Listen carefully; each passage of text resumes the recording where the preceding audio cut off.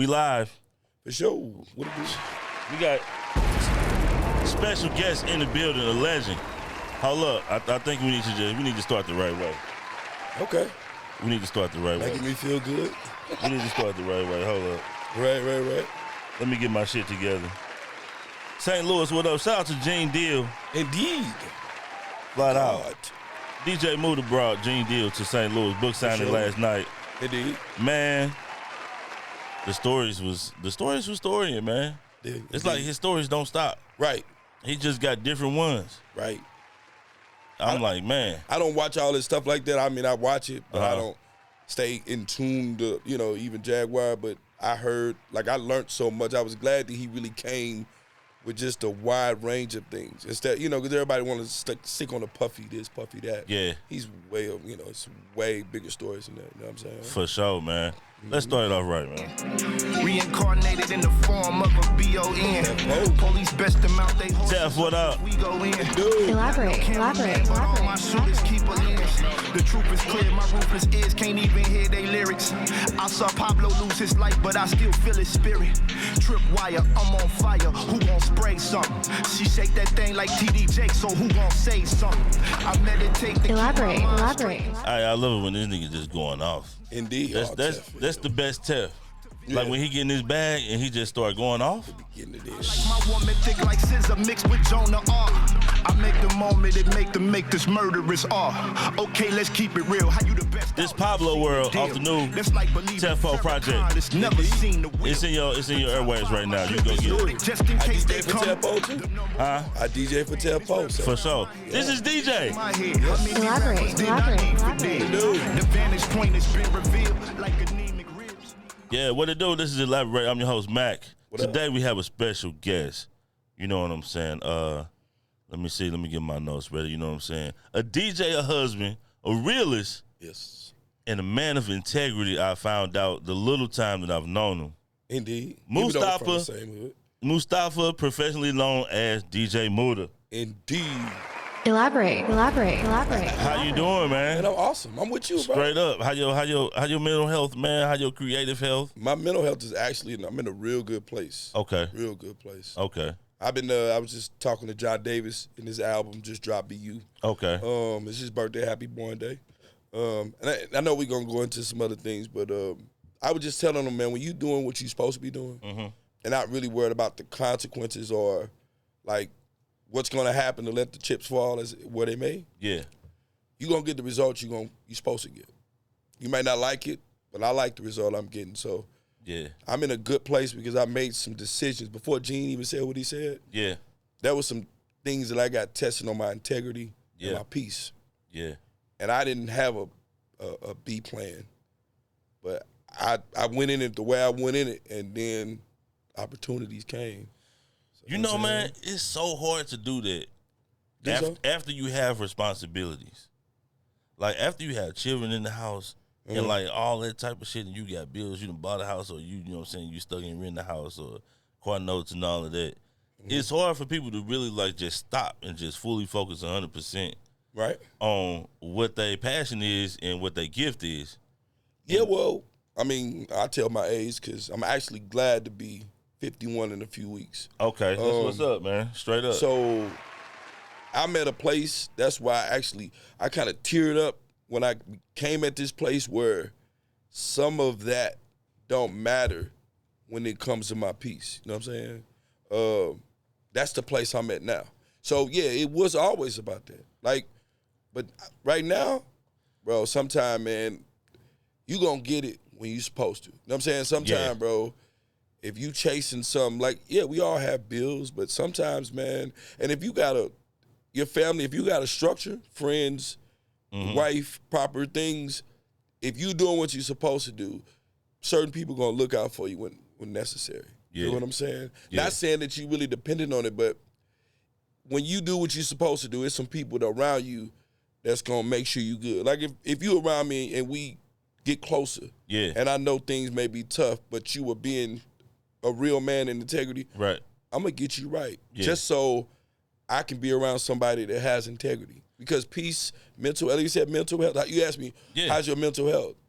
It's been some situations last week where I had to make some decisions at a new job. And, man, my piece wasn't right, bro. Yeah. And I ain't got paid in 2 weeks. I'm at thousands of dollars, real talk. Right. And they got to talking crazy. I'm like, dude, I'm about to go home. Now, I got responsibilities, but it was like, none of it is worth it because there's always another way. There's always an option. You know what I'm saying? Always. Hey, That fear, living in the car, man. That fear, that's what it is. That fear of, like, especially men. I think men have it a lot harder than women. Women kick in. Like, if it's a single mother out there, shout out to y'all. Like, y'all just kick in. Y'all do what y'all got to do. But as a man, if you the leader of this family, right, it's like everybody look at you for, like, stabilism. Well, let me ask you, define what a leader is. A leader leads. A leader paying debt is not what defines a leader. Facts. Leader is somebody who leads. So if even even where the elephant in that system, matriarch, I think it's probably called. Okay. When they looking for water, the matriarch leads them to another place of water. So if there's a desert or if you somewhere, you lead them into the proper place. So none of that defines a leader. Right. None of that does. A leader is one who leads people to where they need to be. Yeah. So if that's a situation that come up, what makes you a good leader is when you able to adapt and properly lead. It ain't got nothing to do with nothing else. Okay. You know what I'm saying? Like, right. If you have to be aggressive at that time, that's a leader. If you have to remain peaceful, that's a leader. If you have to calm people down to keep the family right, that's a leader. All of that defines a leader. But what doesn't define a leader is fear. Yeah. Fear is something, man, and I've been fighting fear for a long time. The older you get to, it's like you can get complacent. Yeah. But it's like, man, sometimes you ever been around older people when they tell you how they really feel? Yeah.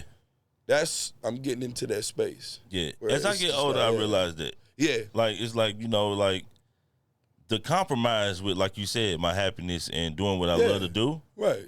Is like getting thinner and thinner. Like, I'm almost on that, crossing that line.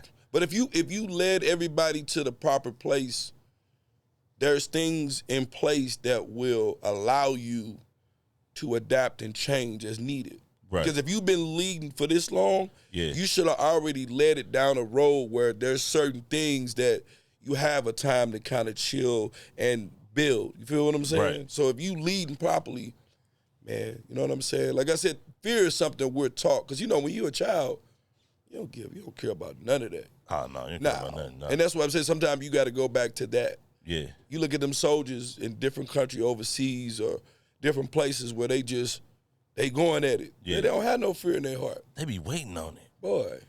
They be waiting on it. Because being transparent, I have A1 health. Blood pressure, I've had that be a situation a few times in my life. And my grandmama called me and told me she was dying. Told me she was going to die the next day. Like, she was 94, real talk.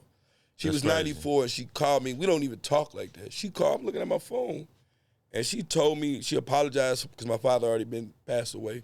She apologized, and she told me I left you something, and just talk to me, man. And she was just ready to, like, it wasn't even like I'm ready to die, but it was just like this. It is what it is, Some people who are tuned in with a higher power, right? I feel can feel that shit coming. Indeed. They know. I guess we define what higher power is, but the higher within self. Yeah. Yeah.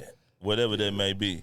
Yeah. I feel that if they in tune with the universe, they definitely they feel when it's finna come. Right. And that's why I said, when sometimes you just gotta say it is what it is. Yeah. And that's what I'm saying. The same thing with death, bro. If it's your time to go, like, what do you fear? Like, you don't even know what death is.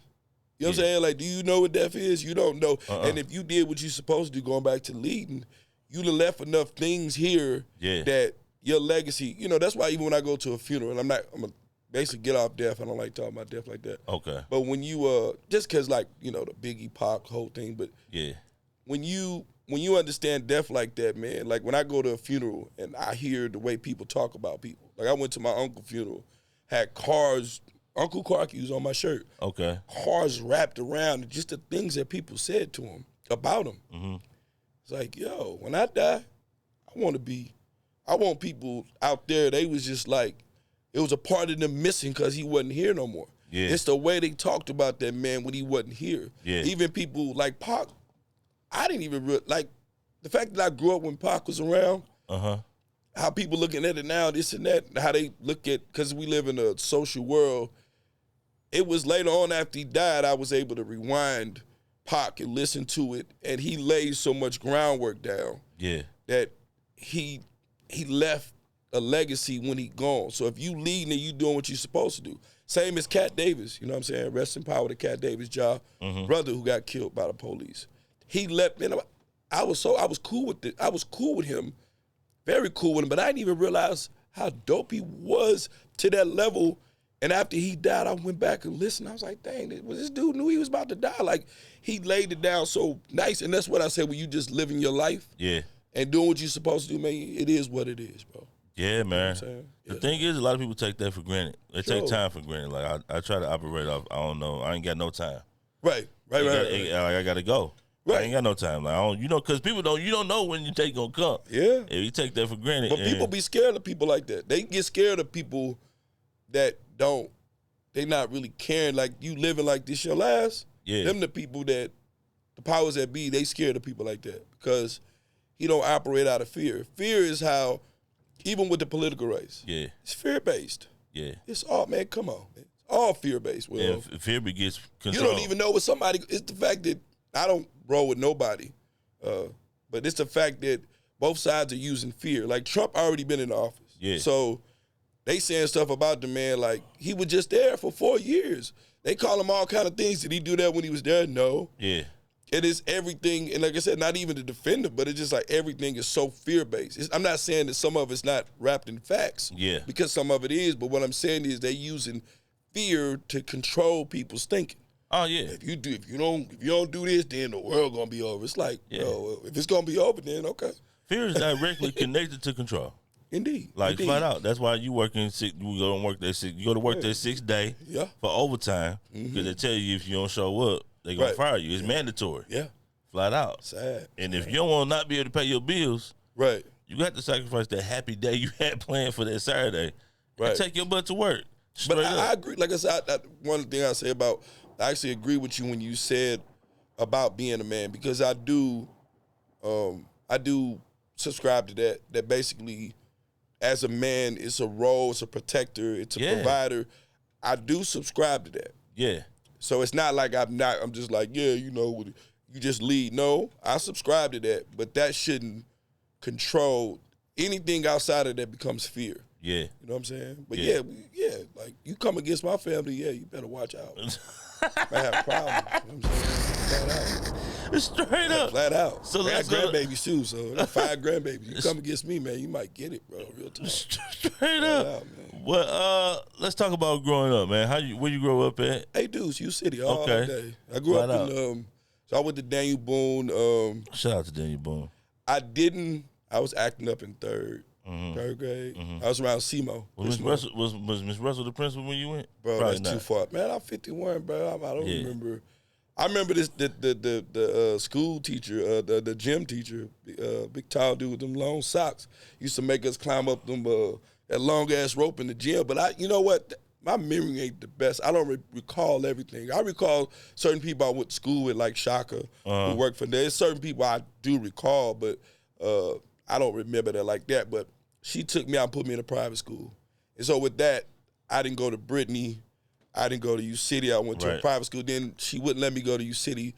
I went to South Tech. Okay. So some things about U City, as far as certain names, I don't know. But my brother Heavy, and being around G-Mo, C-Mo, Loke, all the people I know, they went, and everybody know them. But it's certain things that when it come to U City, I'm from U City, but I didn't go to the middle school, so I missed out on some school things. System. Yeah, but I'm glad. Yeah, I'm glad. What did you do at South Tech? Computer data processing, and I didn't do nothing with it. Not at all. Not at all. But the private school, let me say this. And that was early. You was doing computer processing. Yeah, I've been a nerd. I've been a nerd a long time. That's one thing that I really give praise to the homies. Yeah. Is that, like, I fought with everybody. We was A Deuce before it became gang affiliated. A Deuce old, as far as my street. We've been called Eight Deuce. We was just a posse. My friends allowed me to, and that's a different world nowadays. My friend allowed me to be me. You know what I'm saying? I'm a hood nerd, bro. Yeah. I'm reading. I got robots. You know what I'm saying? At the crib? Yeah, I'm building what you the think Radio about the Shack Tesla stuff. robot? Well, I ain't into that new stuff. I'm You not into into the hand AI. built, the hand built robots. Yeah, I'm not. I seen it, but I'm not into that phase of it at this point. Me being in the robots and Radio Shack, they had the little science projects. Shout out to Radio Shack. R.I.P. Radio Shack, dog. I was a nerd, like, while everybody had the little, I don't know if you remember the video game, the football game with the little things, you hit the vibration and just move around. Oh, yeah. While they was doing all that, man, I was nerd, man. I was playing with bugs in Heman Park. While Nelly, Cornell, and Seymour and Mr. Moore was, and Major Nunn and all that was playing baseball, I was in the creek playing with they call me Bugman. Straight up. The props that I give to it is that, and my voice under the weather a little bit, but the props that I give to it is that they allow me to be me, and we still was homie. Because if we fight, other hoods, I'm with it just like everybody else is. But I was allowed to be the nerdy dude, the Bugman. They may joke with me, but at the end of the day, you say something about me. You know what I'm saying? So I grew up that way. You know what I'm saying? It was like that in U City. Yeah. A lot of cats from different ways of life. Right. Was still, everybody got joned on. Right. Oh, yeah. Me and Corey Black were talking about that yesterday. Yeah. Like, the most freshest nigga in school would get capped on real quick. Hey. Like, we'll jone you down. Like, I done seen the prettiest girls cry, and I done seen the freshest nigga fight because it just got that serious. Right. But we did accept the people who was just in their own lane. Right. Yeah. Straight up. Yeah, so that's what I say. I went to a private school. I'm really glad my mama did that because I was kind of, when I see some of the ways my friends went, you know, heroin addicts, you know what I'm saying, that kind of thing. Yeah, I mean, come on, I'm not going to go too deep into that because I don't want to say names, but that was real, bro. Yeah. You know what I'm saying? And it's like if my mom didn't pull me out and say, okay, let me put him in a private school because I have a temper. I can go there with you. Okay. But when she did that to me, it put me in a different. I was around people that's living in Chesterfield. I was around people that was coming from Belgium, Trinidad. I was around different cultures. Right. And it intuned me, and it gave me more than just the block, because it can be something where you just see the block and the foolishness, and that's what you stay in. When she pulled me out, it allowed me to see the world. Okay. Because I could have been a mess. Yeah. You know what I'm saying? So I say all that to say that's why when it come to U-City, I'm from U-City, but certain names, you know, I don't know everybody's name like that. Yeah. After high school? I went to Bama State. I went to Flo Valley, Florissant Valley. Okay. Cornell went up there. Nelly went up there at that time. My best friend Dave and Mike Hunt went up there at that time. I went there for a little bit, but I wasn't serious. Okay. I was a Christian at that time. I ended up getting into the Nation of Islam. Oh yeah, we definitely gonna have to talk about that. Yeah, we're gonna talk about that. Yeah. But because I was about to pledge Alpha at one time. Straight up in Bama? No, well, I used to, and I cut my dreads off. Because I had dreads in high school. Okay. The day I saw I had to have dreads, half box. Okay. They used to think I was a weirdo. Like, not a weirdo in the sense nowadays. Yeah, but these weirdos nowadays, that's a different weirdo. Weirdo has took on a new meaning. Yes. Yeah. I was just different. Straight up. Yeah, so different. That's why I have to be careful with that weirdo. Yeah, not exactly. No pause, but these weirdos a little different. In St. Louis, we don't really do the pause thing. Yeah, we don't. Not at all. We really don't say flavor and shit. Our minds really don't go there. You know what I'm saying? Right. Yeah, because that's a whole nother subject. Yeah. But after high school, I was going to pledge Alpha. I was really taking on the college life. End up getting Brother John is Muhammad now. He live in Texas. John 7X, which that's a whole nother conversation. We talk about the Nation and the 5% and all that. But it was around school. And when I got in the Nation, just the discipline and the requirements, it made me have to be serious. Yeah. It made you, because, man, we used to be in the game room. I used to be in the game room skipping class. But I ended up joining the Nation right before I went to Alabama State. And I went to, it was an alumni, Alabama A&M alumni. Okay. Man, we went down there, me and my homeboy Mike, Serious Mike, man, G Walker, that's what he calls himself. he said, man, come on down. We went to the Magic City Classic in Birmingham. Wow. And, man. I know back then it was crazy. Is it amazing to you how, well, it's probably not amazing to you, but to me, it's kind of amazing of how these big events like Freaknik and Classics were going so hard strictly off of word of mouth.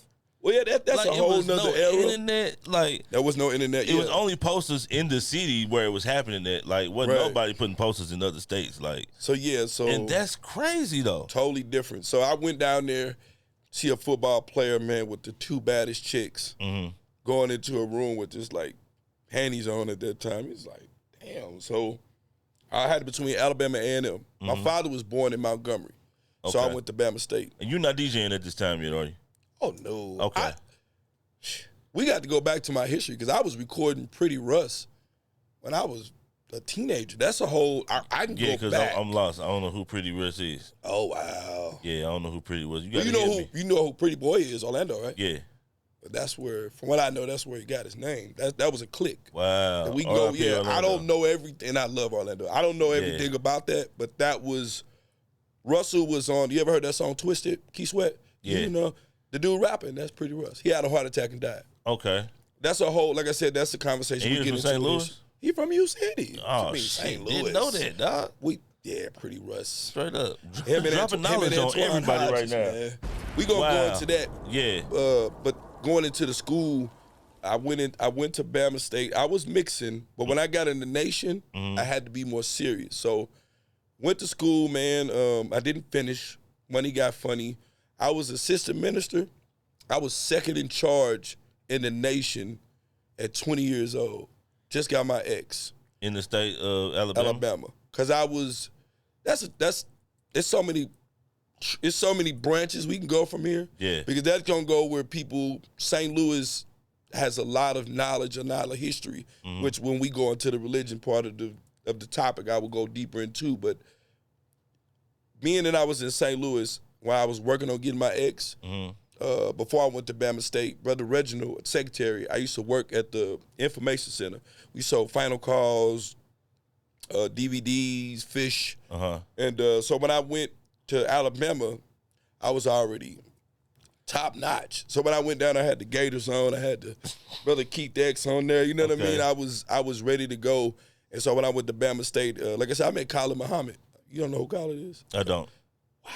Yeah. Bald head dude that was in the, dang, that's all. That was in what? He was a black, if you don't know who Khalid Muhammad is, in this short amount of time, it's hard to really. Yeah. But Khalid Muhammad, okay, let me go to Ice Cube album, Death Certificate. You remember that? I remember that. Remember Cave Bitch? I remember that. That's Khalid Muhammad. Cave Bitch. That's Khalid Muhammad. He was on there, The Black Man and Woman. He was on Public Enemy. And I know exactly what you're talking about. Here it is, right before he talked. That's Khalid Muhammad. Yeah, it's back in street side. Yeah. That's Khalid Muhammad. So I met him and everything. Yeah, you don't know about They don't know about street side. It was back in street side days. I remember that. Yeah, so just even to go, and that's where Alabama State was over for me. I ended up coming back to St. Louis.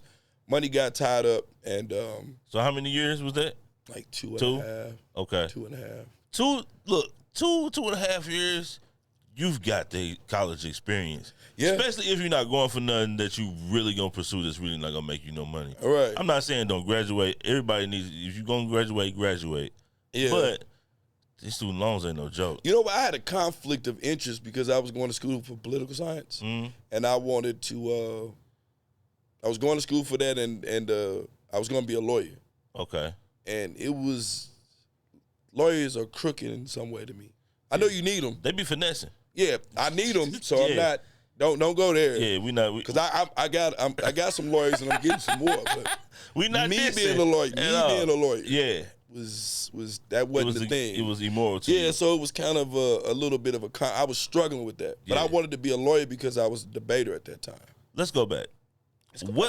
Okay, you was Christian. Yes. What made you go from Christian to Islam? Well, that's even, that's where, even though I'm God body and I understand I'm God, the God within. Yes.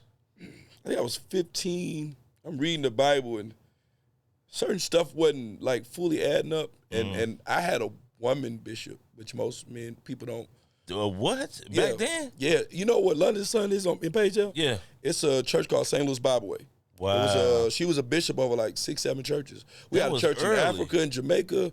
She had churches all in Ohio. Her name was Dr. Whitelock. That was early. Like Early. Women was not preaching back then, bro. Yeah, but she was. And my mother's a that's- minister too. Wow. My mama prays at least devotion 2 to 3 hours a day, every day. Wow. When I call my mom in the morning, she is praying and reading the whole. And she's down to earth too. So it's not like, oh, geez. She don't talk like that. It's a regular person. But going into that. Yeah, you cats out there that like turn church people yesterday and want to just like denounce everybody around y'all there in church. Y'all niggas lame, bro. Y'all niggas stop doing that shit, man. But that's a reason, even in that, there's a reason I can go into that too. But me, when I'm reading the Bible, certain stuff didn't add up. Okay. That's why even when I got knowledge of self, if you're supposed to know, you don't, there's certain things, and I'm speaking for me. Yeah. I can't speak for everybody else. Of course. I'm reading the Bible. I read Psalms 23 when it said, the Lord is thy shepherd, thou shalt not want. Mm-hmm. So I'm reading the Bible and I'm having these questions. So I'm going to hell, like, because I was baptized. Mm-hmm. I was a minister. I'm reading it, but it wasn't, what they was telling me, it wasn't making sense, right? And so I heard about Malcolm X, the story. I'm reading it. Yeah. And I said, well, I asked the lady bishop, who is Allah?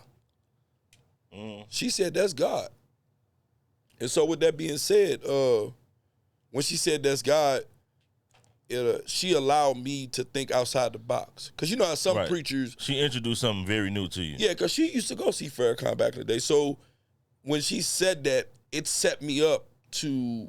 She said, no, that's God. Don't worry about it. It's just another interpretation. So with that being said, and my father hated Muslims because he used to fight in Morocco. So he's like, man, don't you ever bring that Islam to my house. You know what I'm saying? So going back to the story, go back to Flow Valley.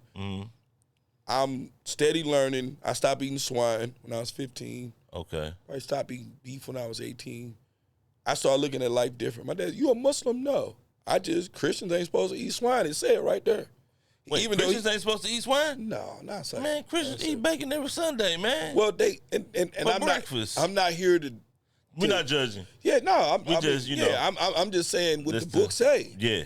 Jesus didn't eat it. Like, so if you try to be like Jesus, how are you eating swine? Like, Jesus didn't eat swine. Yeah, he didn't. Did he eat pork chops? But if that's a fact. You know what though? But you can do way worse. You know yeah. So I'm not gonna go down a diet tree because I don't even look at it like that. But I'm just saying my thing. Yeah. So I stopped eating swine. I went Flow Valley. Brother John. When I talk about Brother John, I think it was Brother Allen. Mm-hmm. They came to Flow Valley. He's passing out the final call. And they got to debating. I thought I'm just, yeah, man, y'all killed Malcolm. Woo, woo, woo, woo, woo. Yeah. Everybody, they cheered me on. Yeah. Brothers walked off. I left and went home, and I'm like, I never even been to a mosque. Like, how am I telling these folks stuff? And I've read about it, but I'm reading a Christian book about Islam. What sense that make? It's like reading a Northside Cat tell you about A Deuce. What we doing? You know what I'm saying? Like, how you gonna tell the story of someone you don't even? So I went to Mosque 28B on the east side on 25th Street. I just went to visit. Right. And when I went there, Brother Donald Muhammad, he's still teaching over there. He said something, man, and I felt that. You talking about somebody that thought Islam was devil. You know what I'm saying? Right. And so, but he said some things, and I was like, and it may be in a spill at the end of the day, but I was just like, and I ended up processing. Yeah. And I ended up going to Alabama State, and I ended up getting my ex, and I ended up being an assistant minister. I was second in charge at 20 years old. I was being saluted. Wow. When I was 20. What goes into getting the ex? You have to recite, the guys call it question and answer. Well, they call it question. You have to recite questions and answer. Who is the original man? And I forget. First of all, you had to write a letter. Okay. Which now I look back at it, you had to write a letter that the messenger Elijah wrote to Master Farad Muhammad.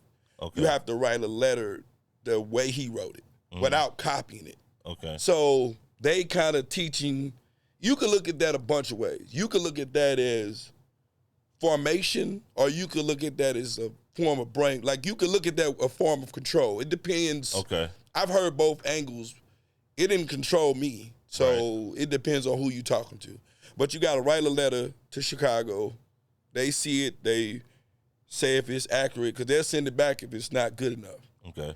Then they send you questions and answers. I forgot, and I think actual fact. But I've been with the God so long. I think it was called actual fact. I don't want to be disrespectful to the process, but I know it's questions and answers, and you have to like know this word for word. Right. And you recite it, and then they give you your X. Okay. When you get your Muhammad's and things like that, at the time, I never got that because Farrakhan or somebody was supposed to give you that. But a lot of my brothers, like Jihad, Muhammad, a lot of my brothers, Garthian, a lot of them got Muhammad. But I left. I wasn't, it felt like I was there 10, 20 years, but I was only there like 3 years maybe.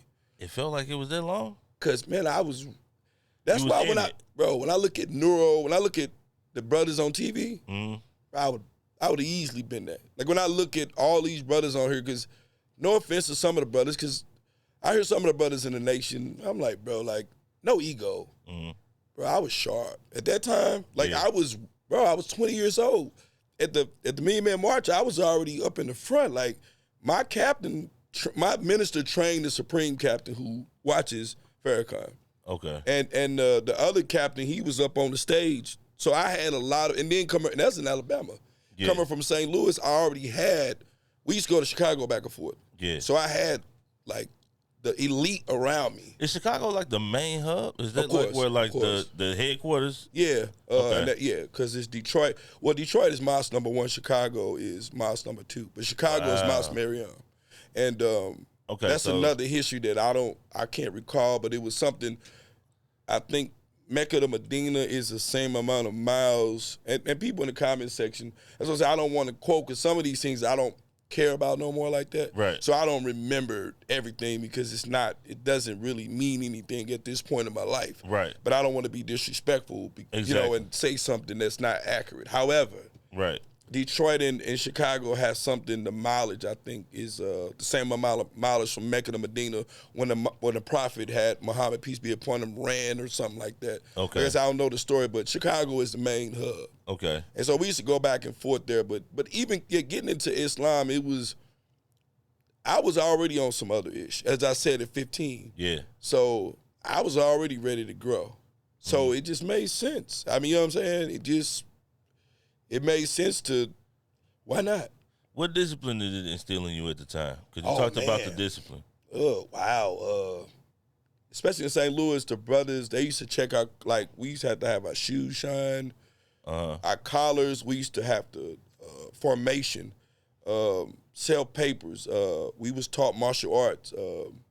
Because my Uncle Clarky, even though my father and all of them was in the military, my uncle told me that the military wasn't a place for a black man. Now, I can argue, I can agree and disagree at this point in my life. I can see both angles. Okay. Because of my age, I can see both arguments, both sides of it. But he told me that, so military kind of gives you that, it gives you that discipline. Yeah. The nation gave me that discipline where you had to be on point. You had to be in class A when you go to the mosque, open the door. That's why I open the door for my wife every day. Like, that's, you know what I mean? So it just taught me discipline. It go back into what you said, the protector. Yeah. It taught me that. The car door? Yeah, yeah, man. See, no woman ever opens the door. I struggle with that. Like, now doors, commercial doors, any commercial door, I got it. You know what I'm saying? My wife opens the door, I get offended. I struggle for that. I get offended. Straight up? My wife, oh, boy. I just did today. She opened the door. I said, who been in your car? Who you riding with? Because I'm like, if I always open your door, who is driving you around to make you think? Because you're in the passenger side. She said, boy, my wife be like, do you think I'm a trip? Because she be like, boy. And I don't think my wife out here doing nothing foul, but it's just like, I open the door. I've been married to you for how long? I open the door for you all the time. But yeah, she's super cool. Shout out to her. I met her yesterday. Man, wifey, shout out to her. But it definitely taught me that discipline. It taught me martial arts. But yeah, they just taught you to be a man. Yeah. Then we used to have to sit there. We used to have to sit like this, bro. Yeah. For hours, like an hour or two. Yeah. No bathroom, no nothing. Just sitting like this and rise up when somebody rise. Like, just if you run up there with anything, bro, I was taking out anybody. Like, I didn't watch Malcolm X a bunch of times. Like, I'm like, you run up here if you want. So it just really taught me. Would you watch him in person? What, Malcolm? Yeah. I ain't that old, man. That's what I was thinking. That's what I said. You watched him. I was like, damn, No, okay, I watched Khaled. I mean, Khaled got shot. When I met him, he already got shot. Yeah, that's a whole nother story. But he already got shot at that time. So I met Khaled Muhammad, and he had got shot, and he got back in the nation. So he got shot by some farmer. That's a big thing that I don't have all the facts to go through it. But he had got shot, and they just really taught us to really, man, just be a man. Like, it was just, and you around brothers who think like that. Yeah. You're around, as the God say, my alike. I'm around brothers who, we ain't all the same, but like, we really with this. The structure of, like, FOI or, Muslim culture is like very intriguing. Right. And that's different. Especially to somebody coming from a lot of randomness. Right. Like, that structure is very intriguing. Yeah, and let me, because, some Muslims will say the nation is not real Islam. That's to each his own, because Allah was here before Islam was formed. Like, but, I let them get that, because well, that's not real Islam. Y'all black Muslims. Hey, man, I'm not here to argue that, because who Allah, who God is to you and how you see it, man, nobody can tell you.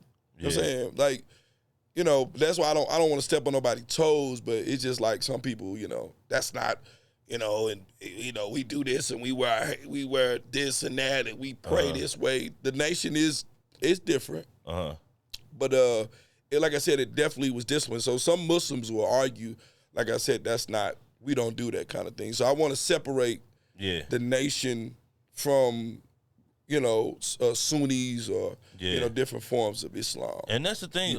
That's the thing with Islam. Like, it's so many different pieces of the culture. Indeed. That different people like take ideologically and like practice. Right.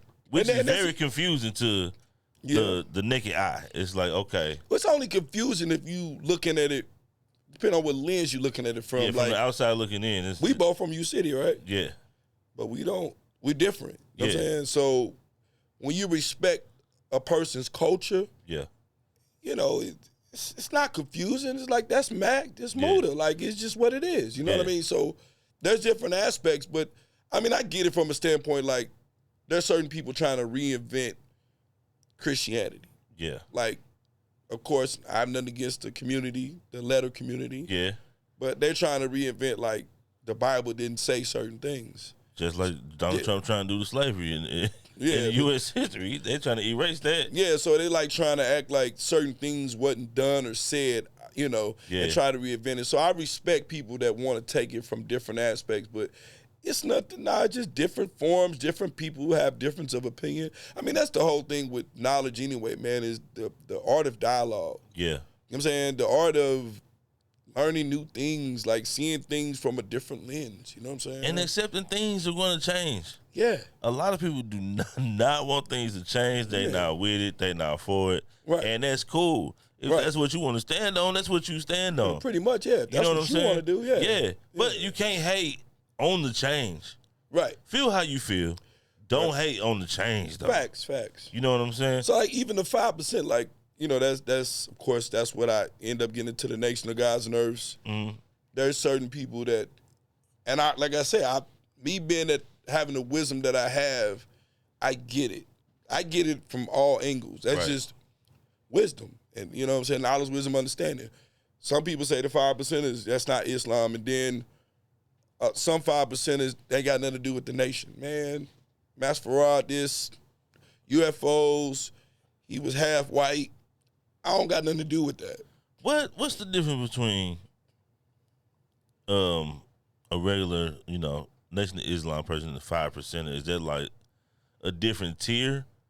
Well, it's just a whole different understanding. Like, okay, it's a whole different ideology. Well, it's a different. It's using like the father, Brother Clarence 13X, as they call him, the father. Okay.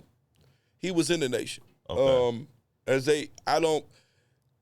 And this is the thing too. At my age, I wasn't there in the 60s. I wasn't there when any of this happened. So everything I'm saying is going by what somebody else said. Right. And there's different people that have said different, oh, that didn't happen. So Right. I can only tell you what I've heard. Your story. Right. Yes. So the father, from what I knew, he was in the nation.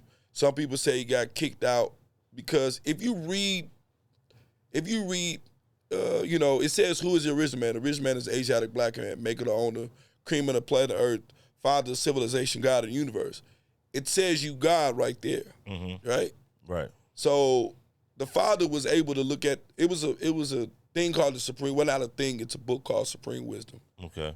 The Supreme Wisdom, from what I know, you only got that when you got your ex, when you recite it. It's a book. It's what the guys call 120 lessons. That actually came from the Nation of Islam.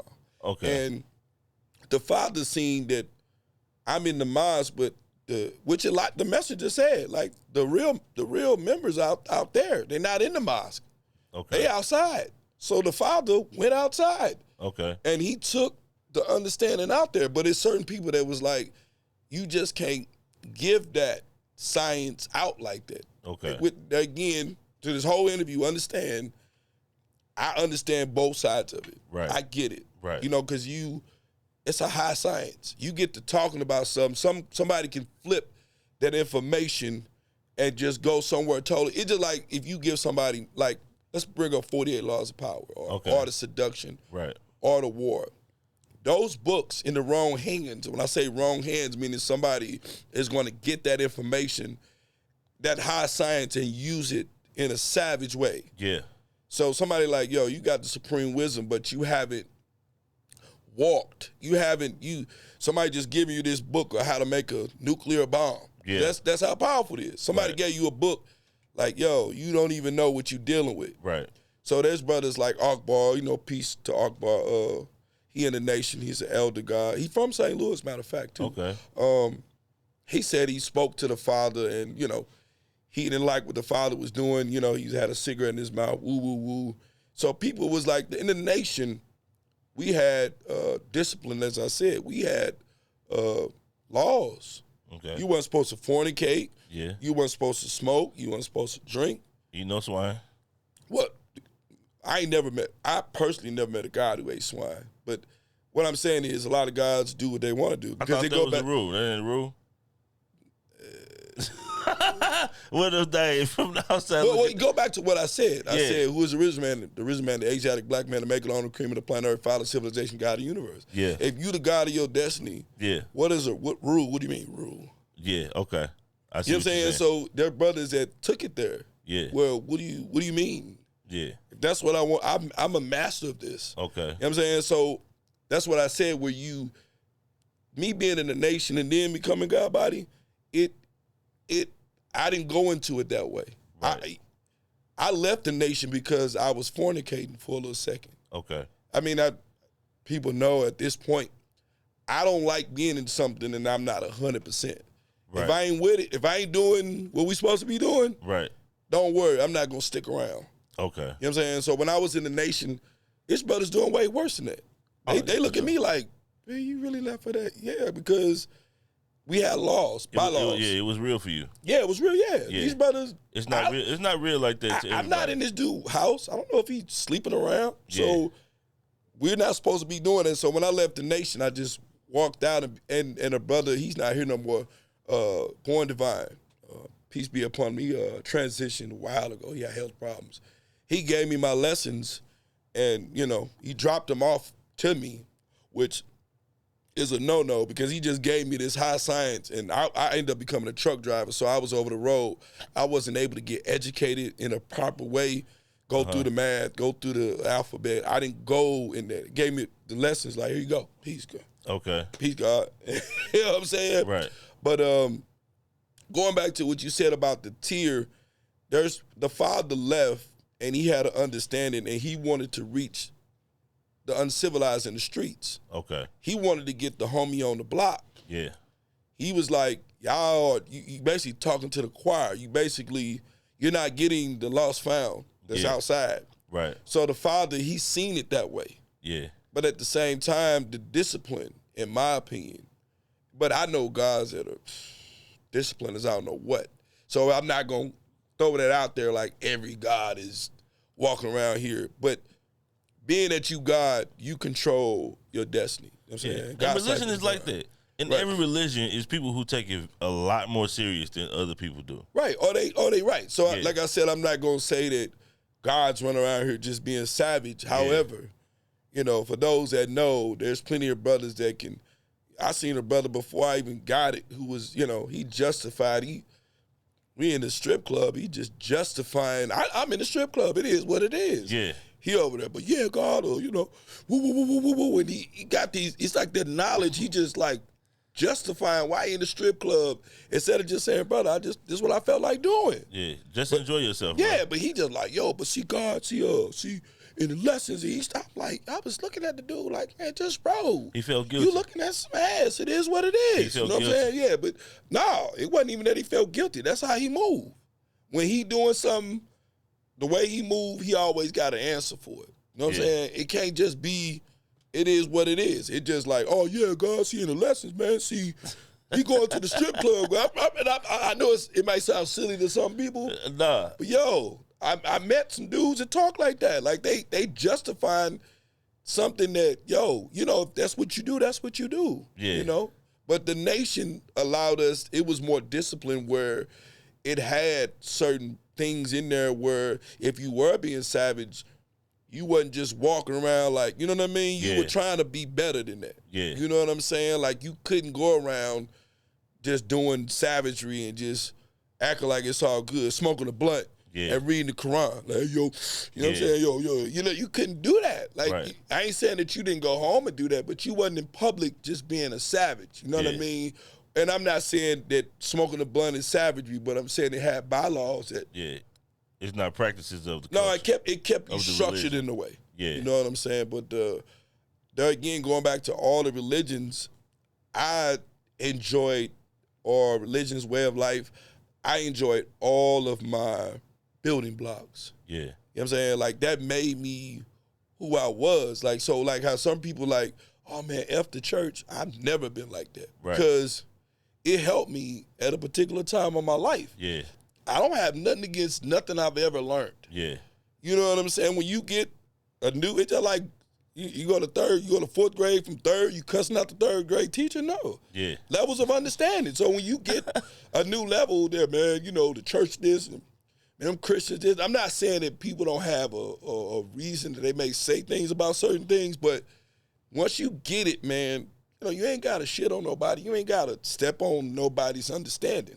You know what I'm saying? And you get it. You know? That's the thing, like you said, you got to understand both sides of the should. thing, and you got to let people do them. Yeah, because you gonna be the maker. Yeah. Of your of what goes on. You should be the controller of your own life. Exactly. You know what I'm saying?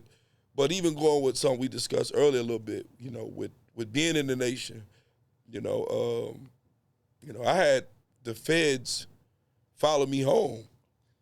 Real talk. Like, it was before I got in the nation, it was some things they took over the radio station, like in the 60s or 70s. Mm-hmm. And this is not in St. Louis. This is a part of Alabama. And so I had brothers around me. My daddy was a police, 7th District. Shout out to my father. I know police. Not that I know them all, but you can kind of tell, like, the mannerism of a person. Yeah. And it was certain people, I can't swear by it. Yeah. But there are certain things, like, you got brothers in there. Like when you watch Belly. Yeah. I mean, that's a little bit, and it's a movie. When DMX, you know, end up being, you know, but they move like that. You know, they come up in there, and it's different nowadays. Yeah. An informant nowadays will cause confusion. Mm-hmm. They don't need to learn. We got cell phones. Exactly. They're hearing you. Yeah. We're talking. They know what it is. So now infiltration is more confusion and chaos. You know, getting somebody to fight, getting people to go against each other, getting things rattled up. Yeah. That's the new informant. And be on either side, because one side going to tell the secrets of the other side. Right, just like. Once the conflict is so high. Right. But not, like I said, back then it was people that were gathering information. Yeah. there were people that were leading people down a certain way and path. And so that's the one thing where I really don't want to be in any group. Yeah. Even today when I moved back to St. Louis like a year ago from Atlanta, I don't want to be solely in no group.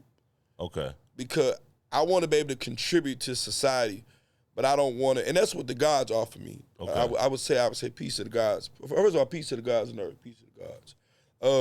And we hold our hand like this because of the unity. Okay. But that's why you always, like, some of the things I've learned, I'm still like that. You know what I'm saying? Matter of fact, Muda means Master You, Divine Allah.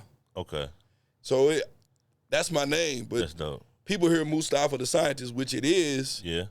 But it's Master You, Divine Allah. Okay. Master You, the divinity of Allah. That's what that means. Arm, leg, arm, head. That's Allah to me. Arm, leg, arm, head. So you never lose the teachings you have, but I don't want to be in them groups because you still got Negroes, as I call them. Oh, yeah. You still got, that's why I say I don't want to be in any kind of group because sometimes you got people in there, man, that it just, it's a lot of confusion. I believe that there should be a brotherhood.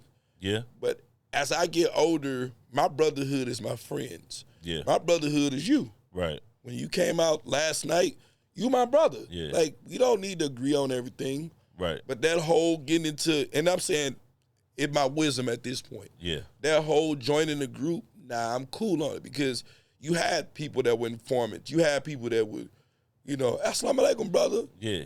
And he really in here collecting information and really, you know what I'm saying? You would just feel that energy because of you being around Pops and maybe some of his friends and you know the way they move. I mean, I grew up with a mom and father. I did my thing in the streets to some degree, but I have a street sense about me. Right. All day. Like, I'm like, I hustled and did what I did to some degree, but I say that to say is that, that's why I love being from here. You know what I'm saying? Like, it's certain things, it's certain senses that I have. Mm-hmm. I may not be right all the time, but there's certain things you can just tell, like, just like I don't mean to curse because my mama gonna say it, but a fuck nigga. Yeah. You know a fuck nigga when you see a fuck nigga. Like, you feel it. Yeah. So, not to offend nobody because I try not to curse on her because I want people to watch it that may not curse. It's all like good. My mama never cursed. I'm about to be 51. I've never heard my mother curse in my life. Wow. Never. She don't swear nothing. So I want her to watch it. So I'm just going to, tell her, I apologize. I had to curse. Apologize to moms for sure. Yeah, but those kind of people, you can sense, somebody that just ain't off. When I was around Gene, me and Gene are doing things now. When we was around each other, he didn't offer me that position or what we about to do because I DJ can get anybody. It was real, recognized real. It's the energy. Yeah. You know what I'm saying? I didn't, hey man, I'm this kind of person.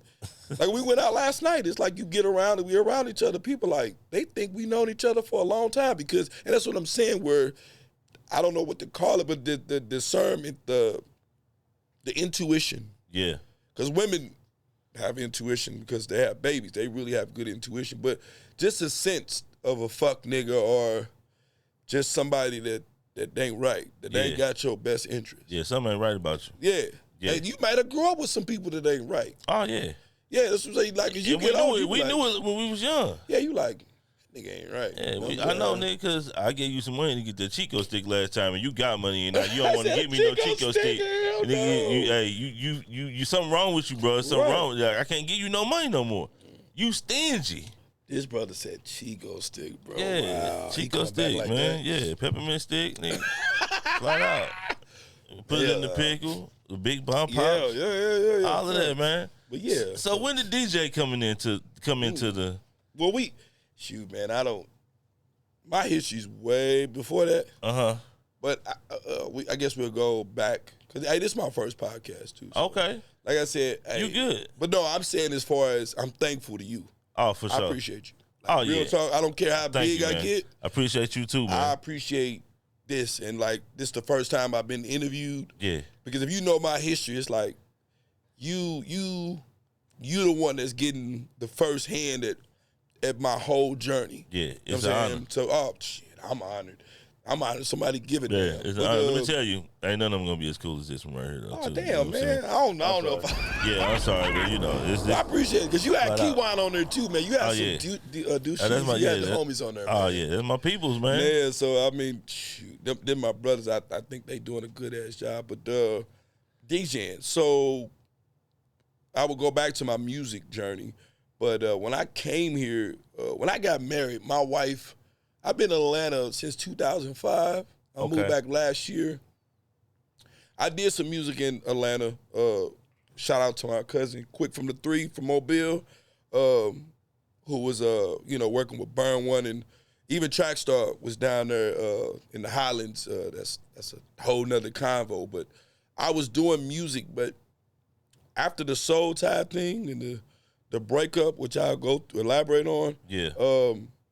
My wife, telling my wife my journey, because if I tell you on the podcast as we go on, to tell somebody that your life partner, that I'm in Atlanta, she's here, even though I've known my wife 40 years, she don't know my journey. So I'm sitting there trying to explain who I am. And she's like, well, what do you want to do with your life? And I'm like, I already lived my dream. I did, when I go through the Soul Tide and what I did before that, I lived my dream already. Okay. I played around with DJing as a youth.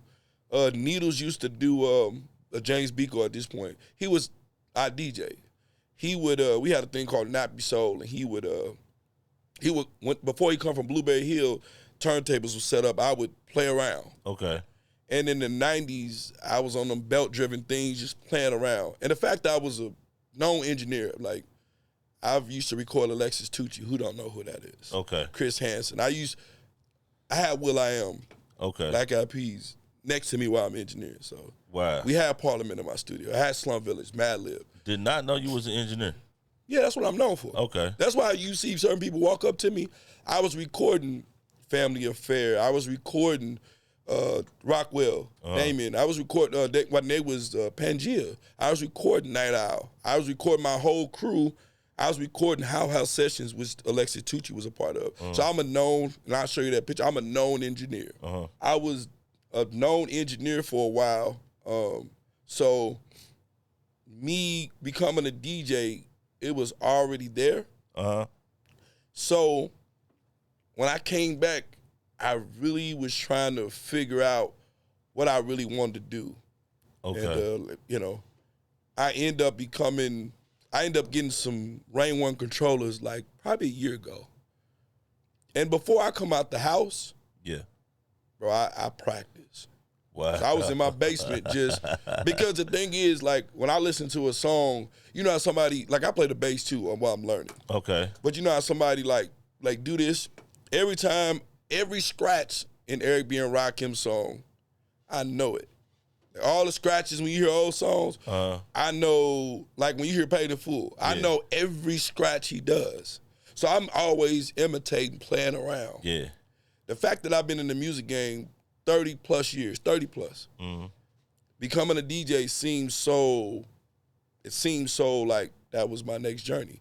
But I know there's a saturation with DJs at this point, everybody at this point. DJs. Well, with DJs, not with good DJs. Yeah, it's a difference. What's a good DJ and those kind of things, I can't really, I can tell you, they don't know how to pick songs. They have no sense of consistency on no level as far as there's some you know how many people just don't know how to read the room? For sure. And I'm actually still learning that, how to read the room. Yeah. That's a skill that comes over time. Yeah. But so I'm still learning. But what made me, like I said, with there being a lot of DJs, I really did this because that's what I wanted to do. I like seeing people enjoy themselves. Yeah. I like when, somebody didn't had a rough week. Yeah. And they come out here and their whole world, it's like when I hustle, I'm giving people a high. Yeah. So I like that aspect of it. Exactly. And then I'm playing things I like. Yeah. You know what I'm saying? And getting you to forget about all the problems and different things you had. It's an important job providing the soundtrack to somebody's night. Yes. Or wedding Yes. or event. Like, that's a very important job. Right. Like, music is very pivotal in people's lives. Like, when you hear certain songs, it take you back Right. to the Colors. It take you back to Right. the Caprice. It take you back to the Grand Prix, the Corsica. You know what I'm saying? Like, it's that substantial in people's lives. Right. So yeah. So me DJing was really that. I'm really a rapper. Okay. Before I was a producer. Because I'm a producer too. So the fact that I was a rapper, producer, engineer, because even when I DJ for Tef Poe, who I DJ for, when I was talking to Charlie Chan, he was just like, I was like, yo, I'm about to DJ for Tef Poe. Now, mind you, Tef Poe, I help him get his start. Yeah.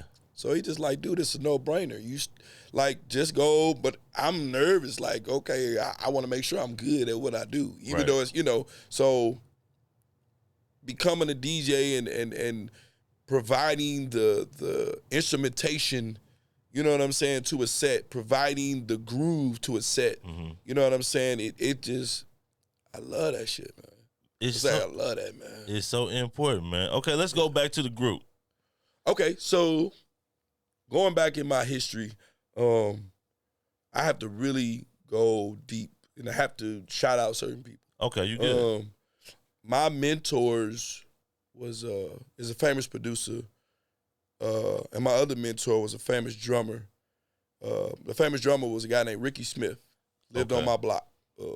It's a group called Love Smith that came out way back in the days, and they were like a Jackson type of group. And he gave me my first Akai board, the 4-track. You know what a 4-track is? I know what a 4-track is. So it's a little tape, and so I started off, and my other mentor, I call him Bullet, and he's the son of Uncle Quark. He was on my shirt. Okay.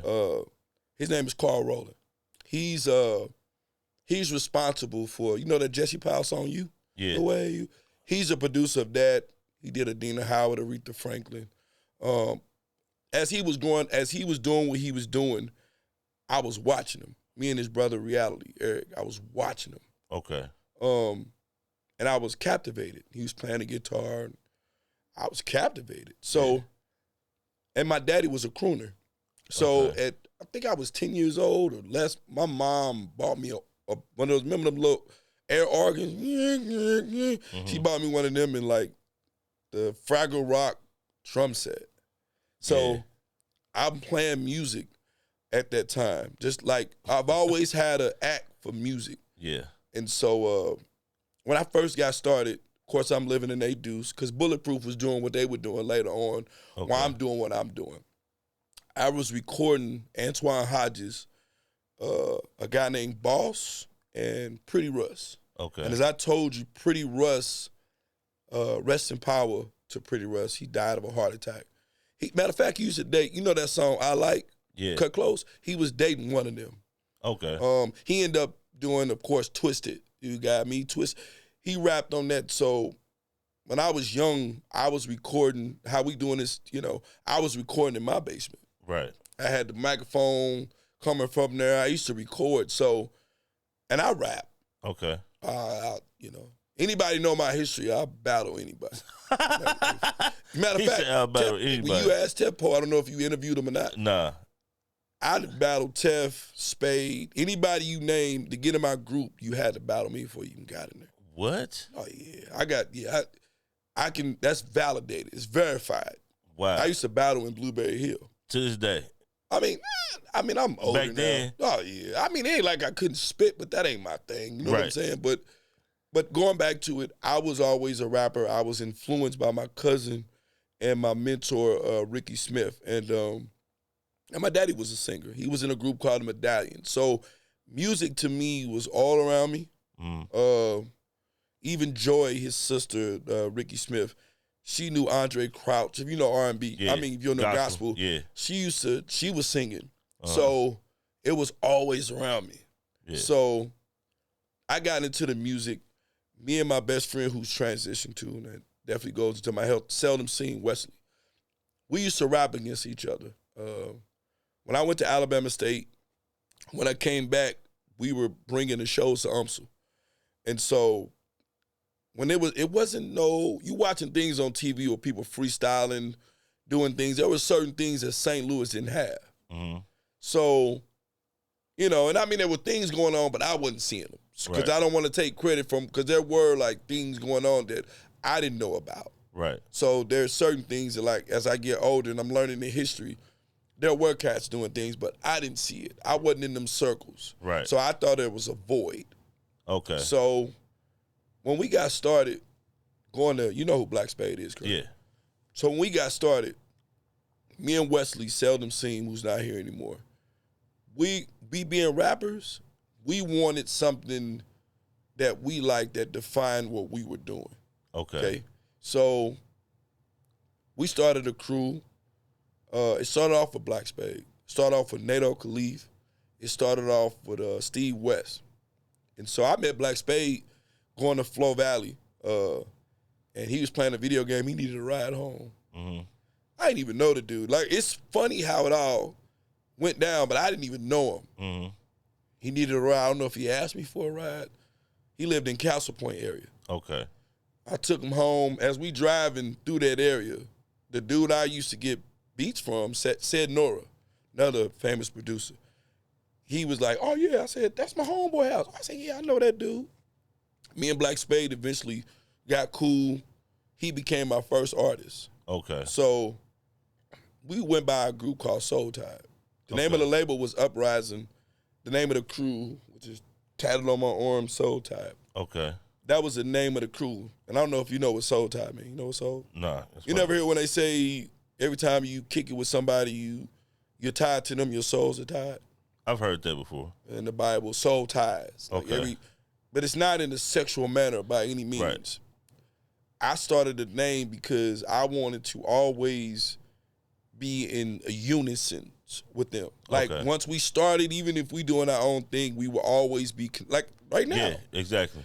They can never run away from, we were in a big crew together. Right. So I started off Soul Tide. The name of the label was called Uprising. Okay. Because me having the lessons, me having knowledge of self, me and Wesley seldom seen, we wanted each one teach one.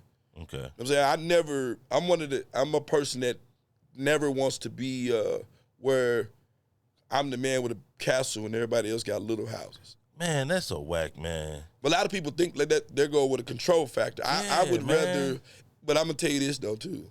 The only thing about that, the downfall that I had that most people have is you think because you provide an opportunity to somebody that they're not gonna come snake you. That's a lie. You can give a man everything you have, and he'll still screw you over. Yeah. So that's one thing. Like, you thinking, well, I'm gonna make sure everybody has the same equality. Yeah. Dylan, you got 5 cents. I got 5 cents. Exactly.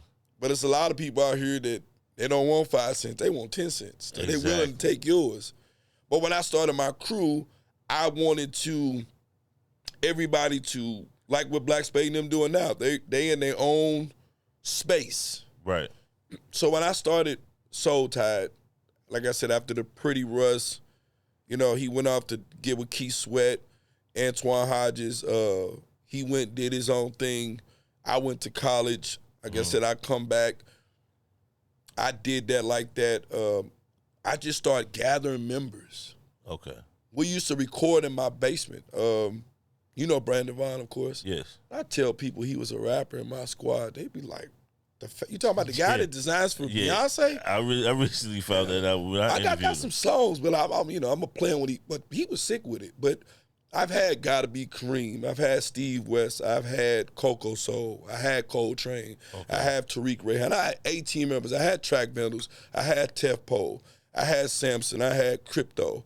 I had Ja Davis. I had The Soul of Me, Dirty Red. I had Track Vandals. I had Lamar Harris. Okay. How was like?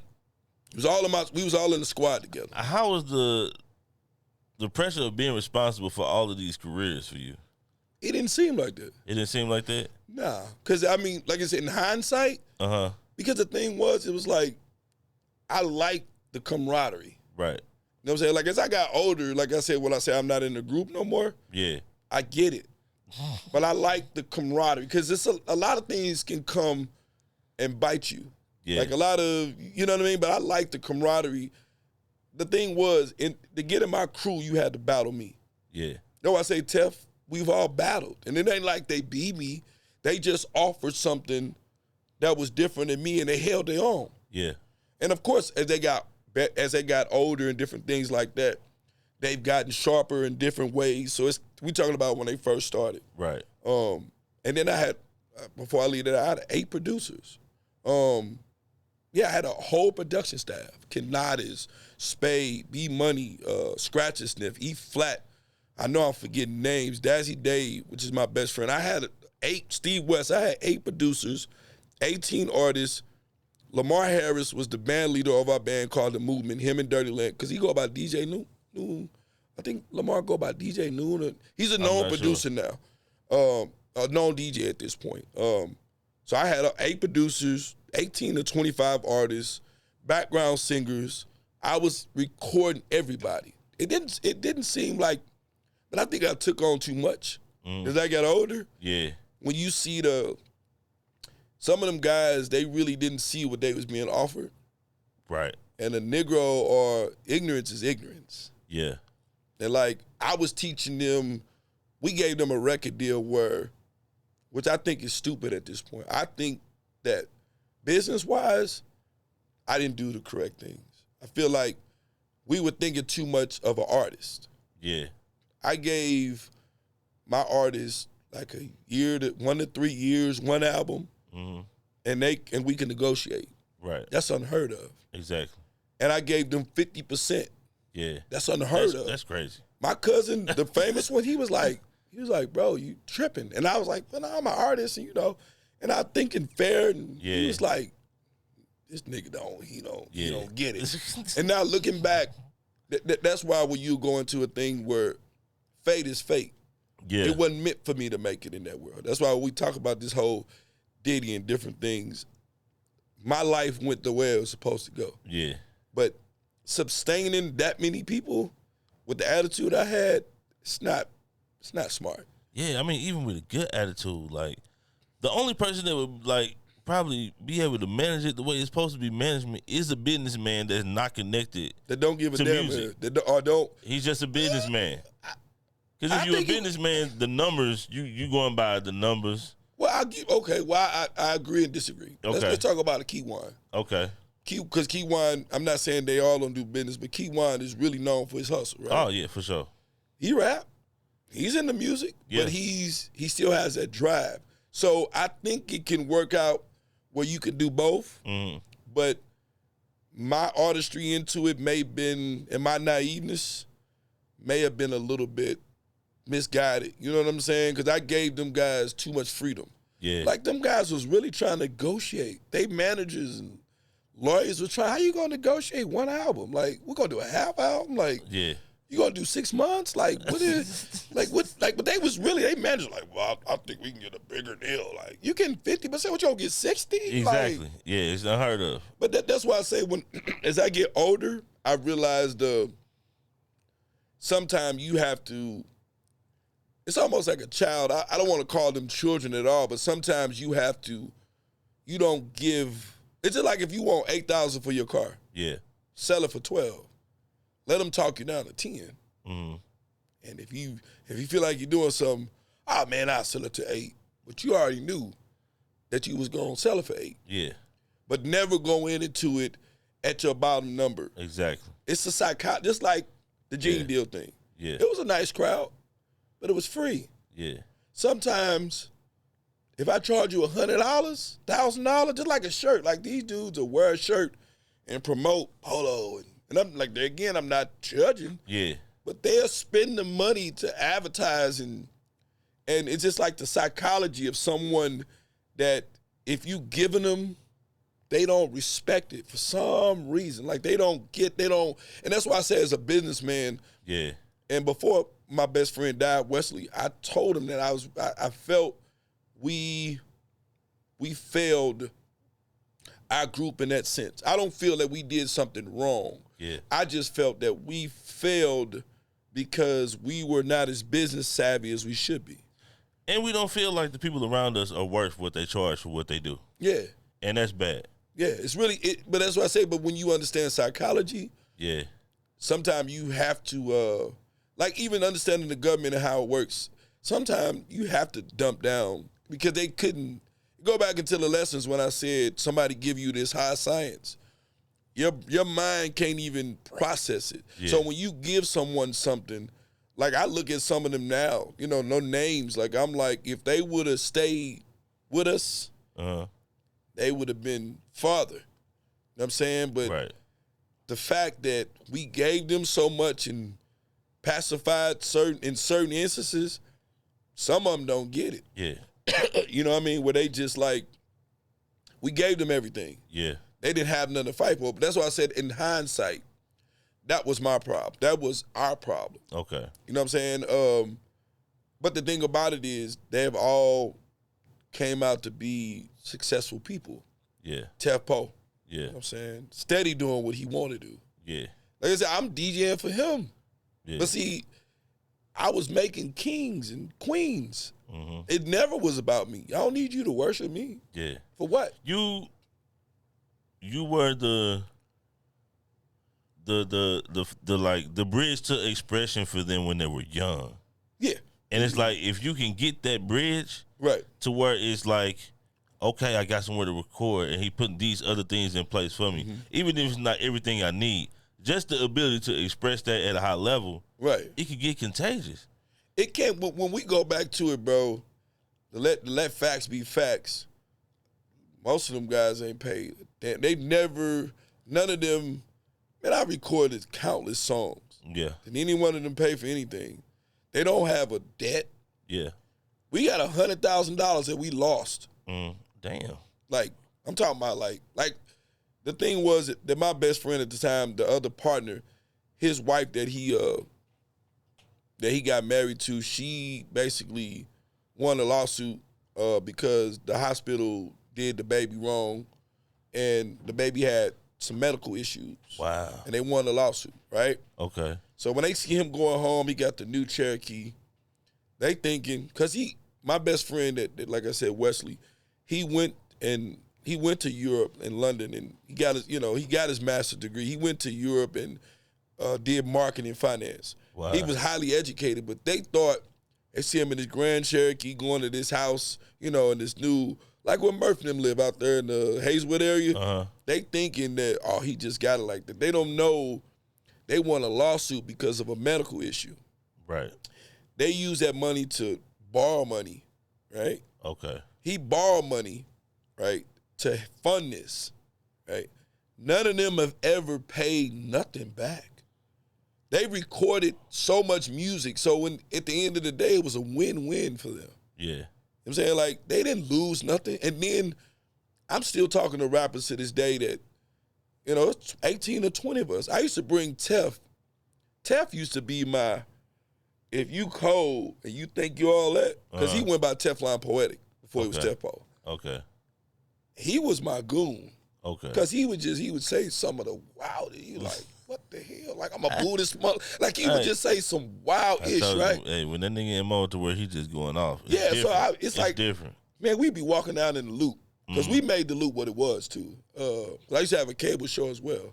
We made the loop what it was, man. And we be walking down, it be 18, see smoking there. We smoking, walking down the street. Rappers come. I'm looking at I'm a general. Because I rap, too. I battle you myself. I'm just pulling, hey, man. Yeah. Click. Yeah. Click. He bring one, I'm just clicking, click, click, click.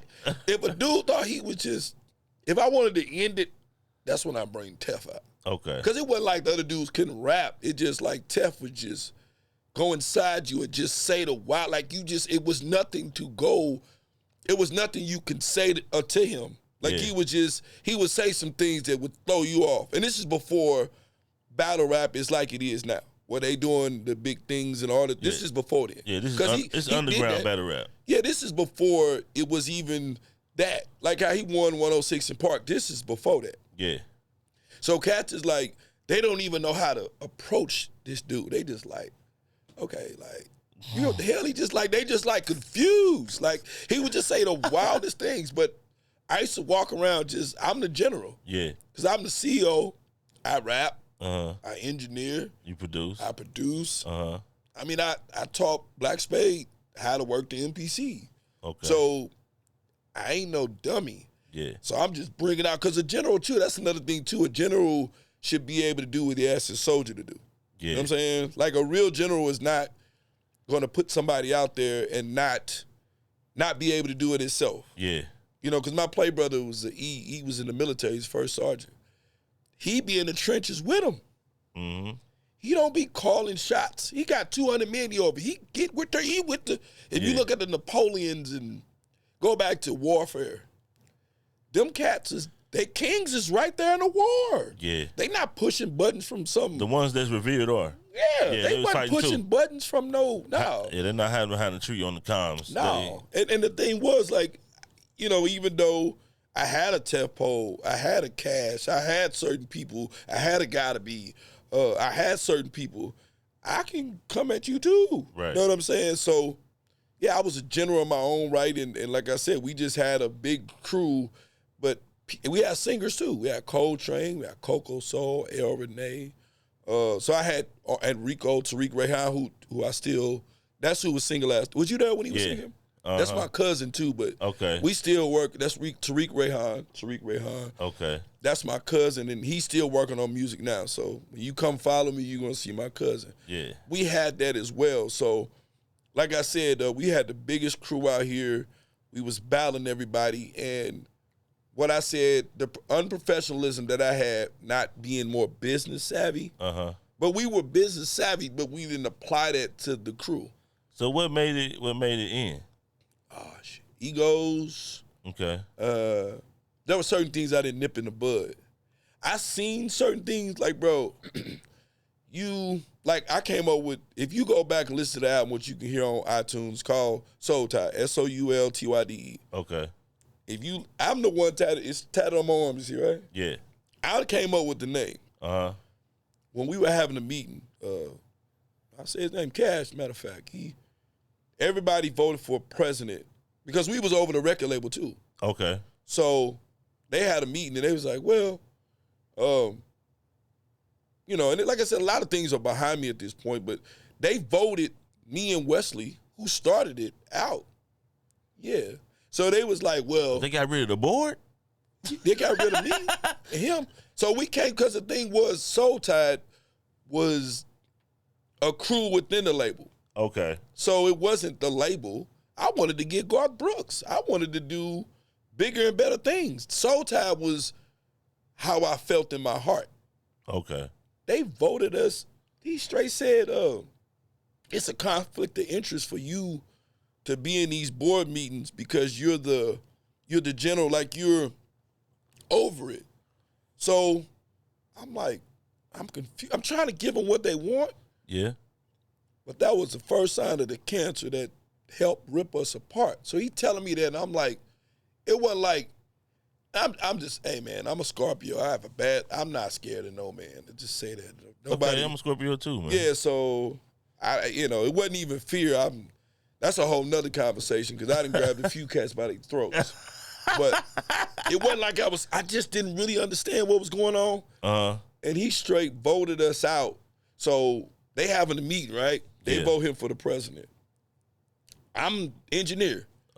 I got a 48-track board, 224. I had 48. The board was, shoot, man, at least from you to me. I got the music laid down. I got my verse. Me and Wesley got our verse written down.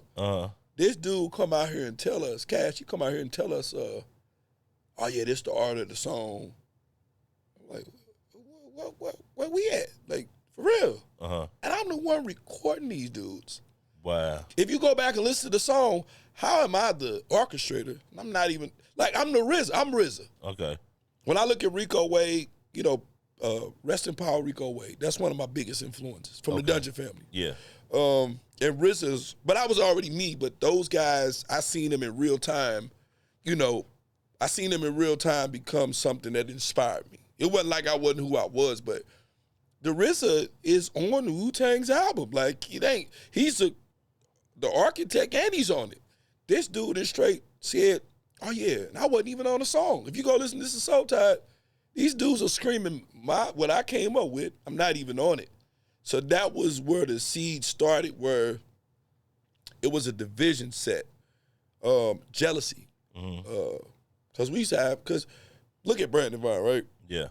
There's another guy named Antonio. I don't know if you know Black Spade is he fashion clothes as well. Okay. So being in that market, they used to have banging models walking. Like, that's what I was telling my wife today when we was eating at Sweet Oil. I'm like, models, we had, like you see Brandon now, like you see how many pretty, women walking up, like we had that. So you had a lot of jealousy, envy that, started to form, and you had people. Women to do that. Yeah, women and money to do that. And you look, but that's the thing when I said you would never, that go back to what I said in the beginning, you have to do what you need to do. Yeah. You can never try to prevent devil or foolishness. It's going to come. I don't care what you're doing. And it's better to be headstrong than to be weak thinking you preventing a problem, because you're really creating one. Right. Anytime you don't go, I can't speak for when I'm a man. Yeah. Sit down with who you need to sit down with. Anytime you don't hit it, you're asking for it. So I'm thinking when I'm letting them do that, instead of checking them, I'm like, and like I said, it wasn't like that's why I brought up the temper. It ain't like I'm scared of them. Right. Because I didn't came at them, but it was just the fact I really was confused. I'm like, okay, I don't want to ruffle no feathers. You don't think it's going to last. You think it's just something that happens today. Tomorrow it'll be over with. Everything is normal. But you realize over time, this is growing to where, okay, they think shit is sweet. Yeah. And it's not. And now y'all done pulled a sweet move. Yep. And now I understand I'm on business now. I'm not sweet at all. No. So everything that's what changes. Yeah. So that's what happened. So the ego started to swell. I didn't check him when I did. It's just almost like, and I'm not a criminal, but I have done some things, right? The reason why I'm not into the dope game like that, or ever being like that deep, is because in that game you have to check certain things. If somebody steal your money, you got to get rid of them. I'm talking about, like, or everybody gonna rob you. Yeah, and that's what I'm saying. Like, so that's why I never really got fully off into that game, because like you have to check, you have to kill somebody. Yeah, you have to prove your superiority all the time. Because if you don't check it, and that's what happened. So the fact that I didn't check it, ego started to come around. And then the fact that we were so talented. Because like I said, when you go back and read and study the catalog, like I said, this speaks for itself.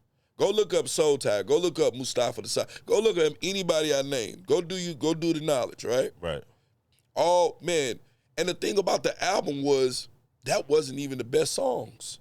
They were giving me what they didn't want to put on their album. So when people say, oh, man, I live by that album. Dude, that album wasn't even. Had 1,000 songs. They giving you the C side. Yeah. And they keeping the A and the B sides for their own shit. When people were like, man, I love, and I'm not knocking people loving it, but I'm like, dude, you have no idea. Yeah. Because rewinding it back real quick and get back to the egos, NATO was our first artist, because Black Spade is, and I would give him his flowers. He's in such a creative place. I'm talking about, like, I've been knew that Black Spade. Okay. I watched that dude. Yeah. You know what I'm saying? Like, how he's got the band, like, I know him. Right. He was sleeping on my couch. I know him. Right. He been like that. Okay. So he was like, oh, I'm not ready to put out my album because we don't have enough. He wanted the bands. He wanted things that we couldn't offer. Okay. He wasn't prepared. So he was like, okay, let NATO go first. NATO Khalif. We gonna go first. Something happened with the NATO situation. The Soul Tie album only was really a demo. I got 18 to 25 artists, because it grew bigger afterwards. But I started with 18 artists, right? I had a rapper that rapped in German. I had a Puerto Rican rapper named Punto Negro.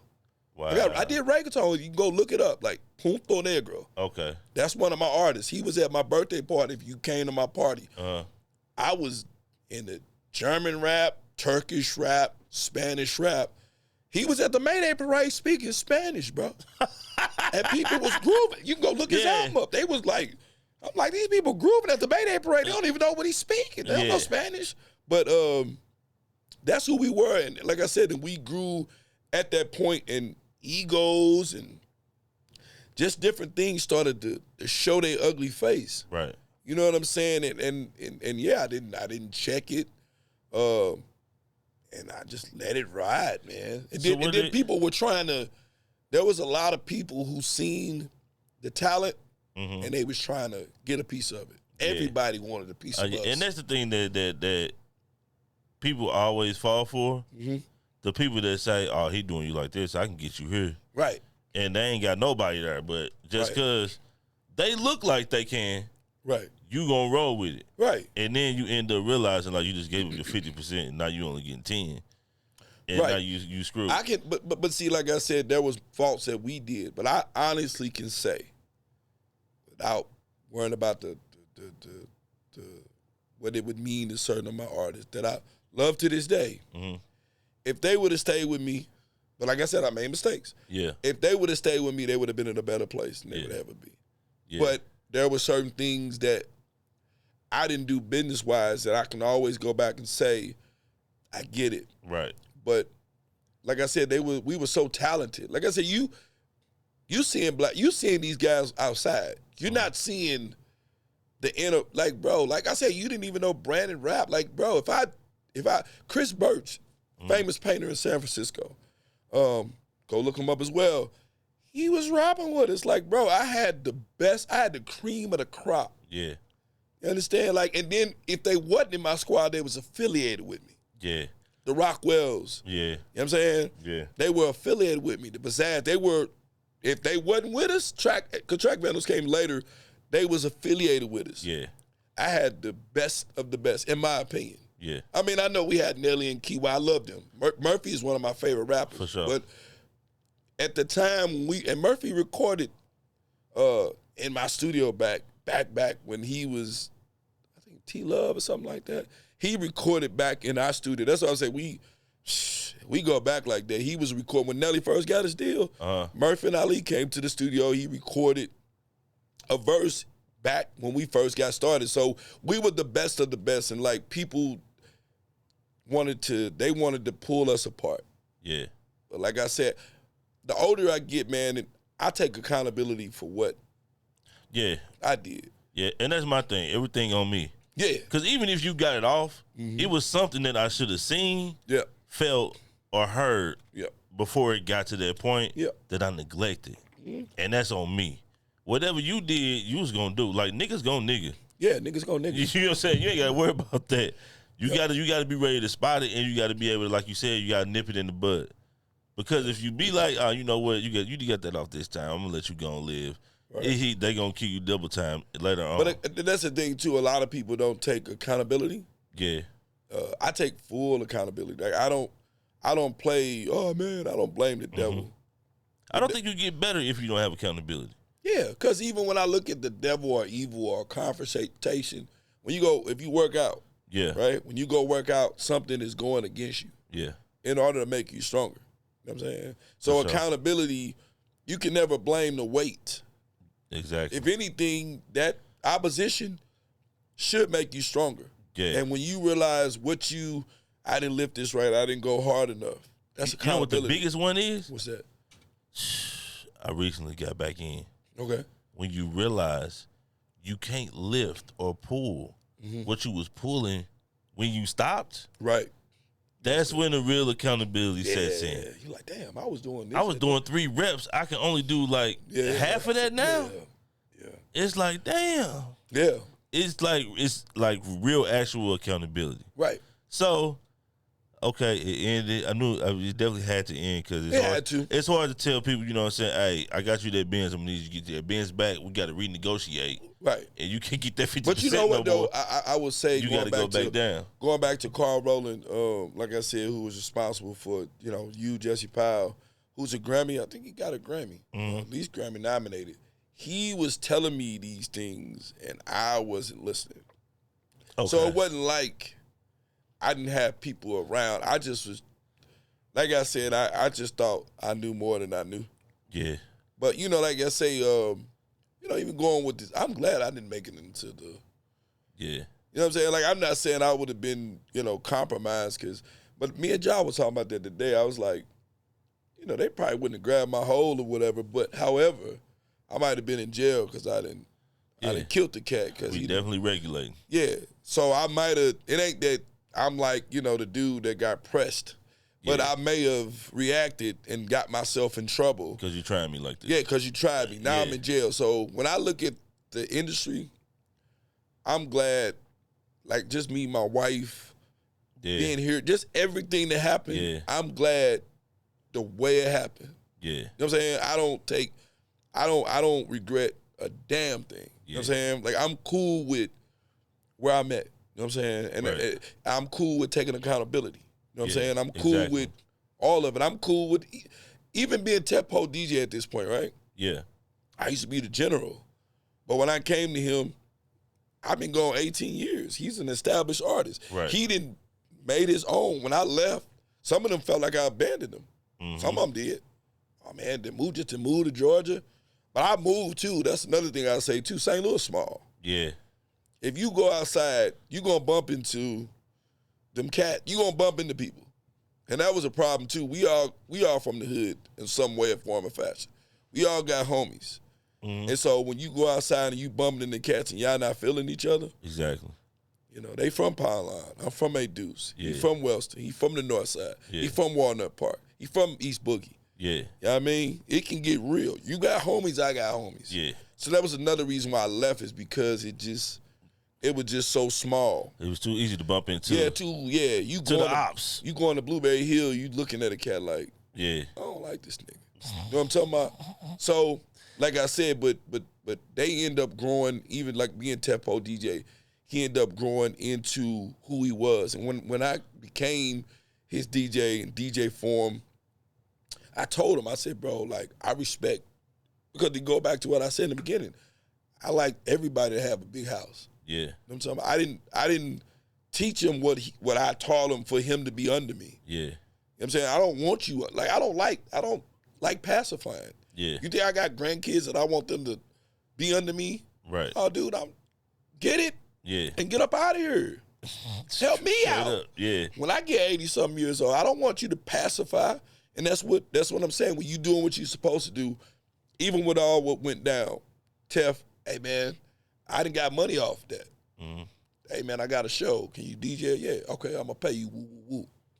You know what I'm saying? So it came back even in the form of that, because I didn't create followers. Yeah.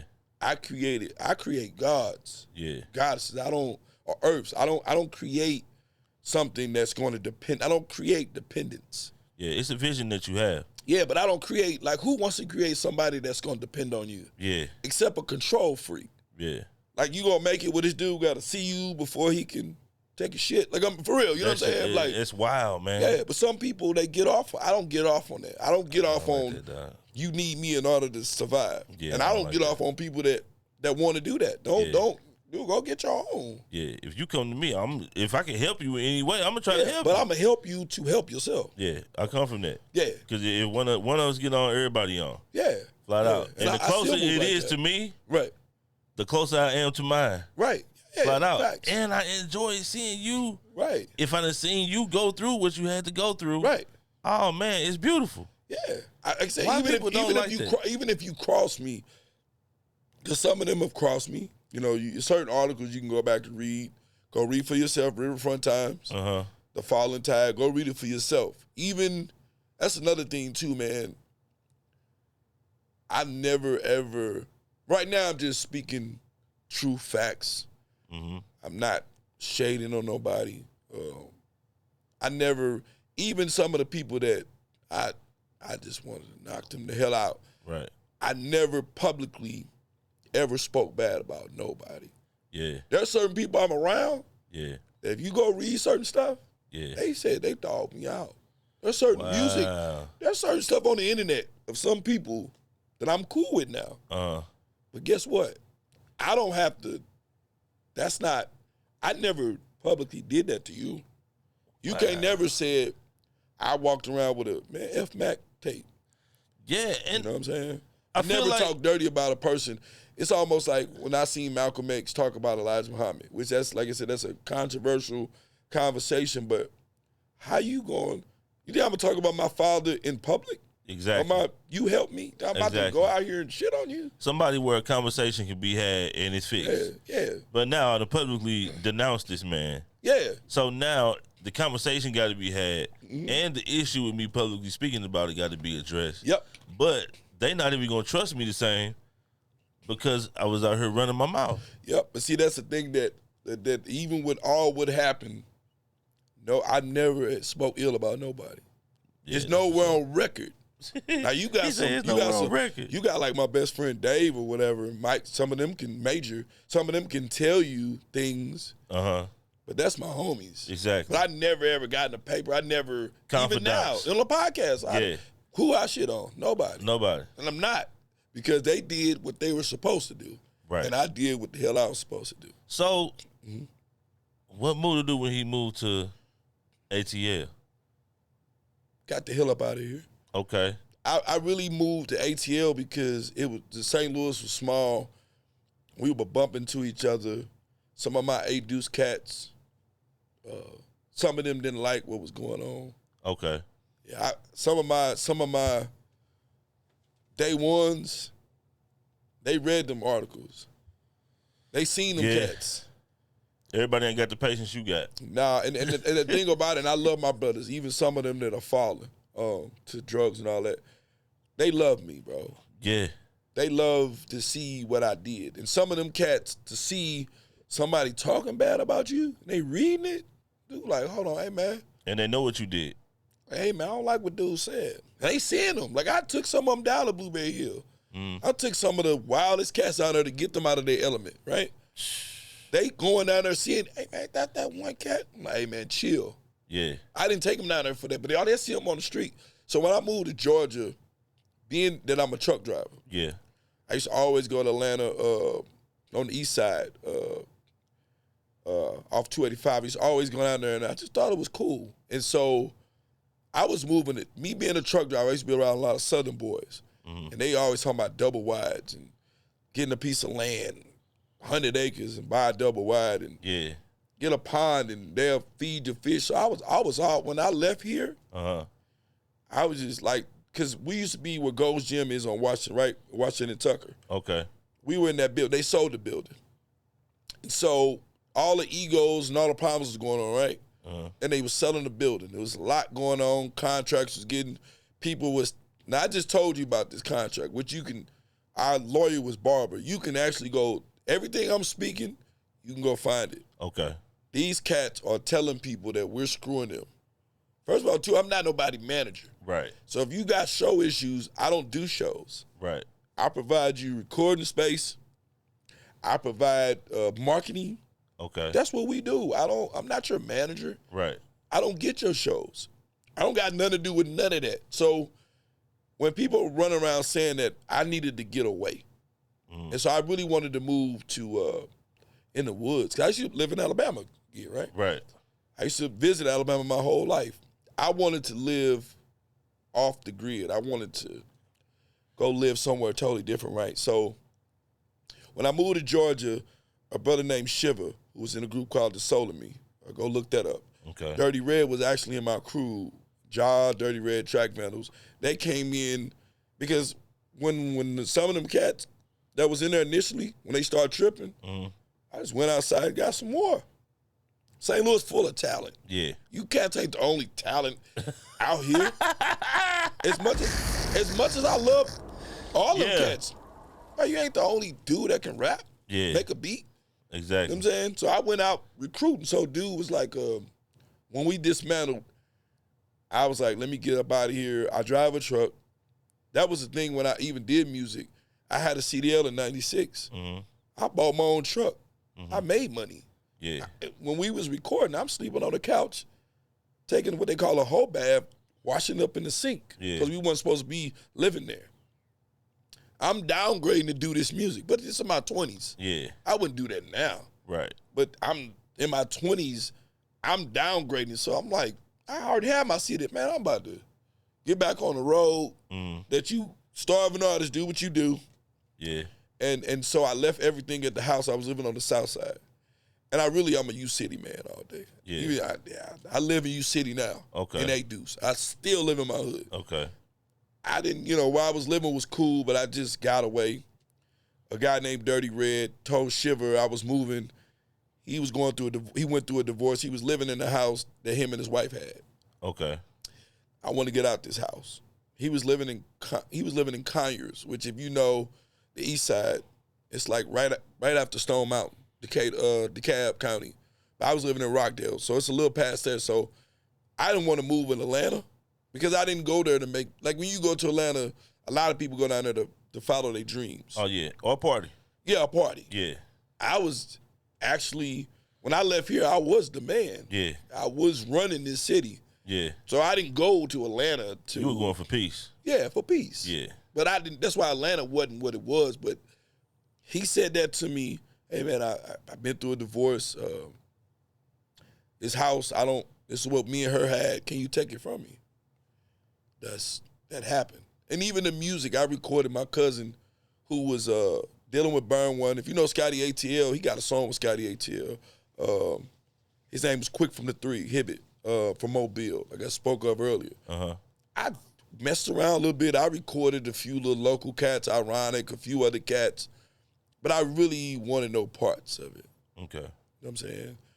But I will say my cousin, the famous one, Bullet, he was sending me, back in the days when like Rocky or the movies come out, they would send, like Flavor of Love was out at that time, right? Okay. They would, EMI I think it was called, they would send things out where whatever, and this is like to big producers, anybody don't get this.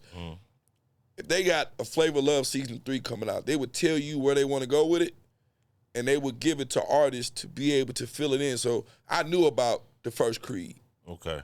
So I was doing that for a little minute. Hey man, make a song for Rocky, turn it in, see if it make it. Right. I did that for a minute and recorded local cats, and I recorded Quick from the Three, but I really went to Atlanta just to find peace. Yeah. Or Georgia, and I end up living in Atlanta, and I love Atlanta. Yeah. I really do. I love Atlanta, and I wasn't moving back. I got married is why I moved back. My wife was like, we got 5, well, 2 or 3 at that time, but we got 5 now. And, yeah, she brought me back. But I was loving Atlanta, but it started getting expensive too. Yeah. Because I didn't own a house, and the prices were going up. And but I was comfortable in Atlanta. Yeah. I was cool because I got family there. I got cousins, Alabama right around the corner. I got family. So it wasn't like, you know what I mean? So Atlanta was dope. The food is dope. The city itself, like it has a lot going on for itself. It do. You know what I mean? So straight up. I was at that point where I was comfortable in Atlanta. Yeah. I got a question from Nephew. Okay. Straight up, shout out to Nephew. Met Nephew last night. Okay. Love my nephew. Know Keenan? Yeah. I love my nephew. Yeah, he gave me some questions. We're gonna get one out the way before we get out of here. Sure. Working in the industry, you were running into fake people. And You running fake people outside the industry. And people who do fake things, how do you handle those situations? I just strangled a couple of people. Straight up. How do you handle fake people? Yeah. The wiser me, you just get out their way. That's like when I was talking to Gene last night. We went out. Shout out to Gene Deal. Yeah. Shout out to Gene. He got 2 books out. You can get both of them. Yeah, both. Straight up. We were talking like you don't be around fake people. They go back to when you being you and you nipping things in the bud, you not allowing things. So when it comes to fake people, they don't feel comfortable around me. Okay. You're not, if you fake, Yeah. you're not gonna like me. Yeah. It's certain people that there were certain things that got under and I didn't realize what they were doing, but even when I look back, he was around me, but they kept a distance even with it. They realize they fake not gonna work. It's not. It's like he got on the real nigga armor. Yeah, It's and not nowadays it's not gonna work. So you asking me from this stage, like don't even give a damn about fake people because it's not. You're not going to want to be in my presence. You're not even. You know what I'm saying? So that's how I deal with it now. Because I'm not going to do something that's going to jeopardize my freedom, my peace, and my integrity. Go back to what I said with leadership. Yeah. So you lead your ass away from that. So you lead away from the fakeness. Because they're going to be out here. Oh, they're going to be out here. And they're supposed to be. Yeah. Yeah. And with the wisdom that you have, the older you get, the quicker the person going to expose themselves that they fake. Right. Like they going to say something, do something, or, it's like if this is my second time meeting you when you come to me talking about somebody that you claim to be your people's. Right. It's like, okay, I see what you want. Right. And you can cut yourself out already. Right. Matt, tell them where to find you at. A few places. DJ MUDA 88 Deuce. Okay. 82nd. You can find me on Instagram. You can find me on Facebook. DJ MUDA, MUDA 82. On Facebook and IG. And I mean, I'm outside. He definitely be outside. I'm Tefpo DJ.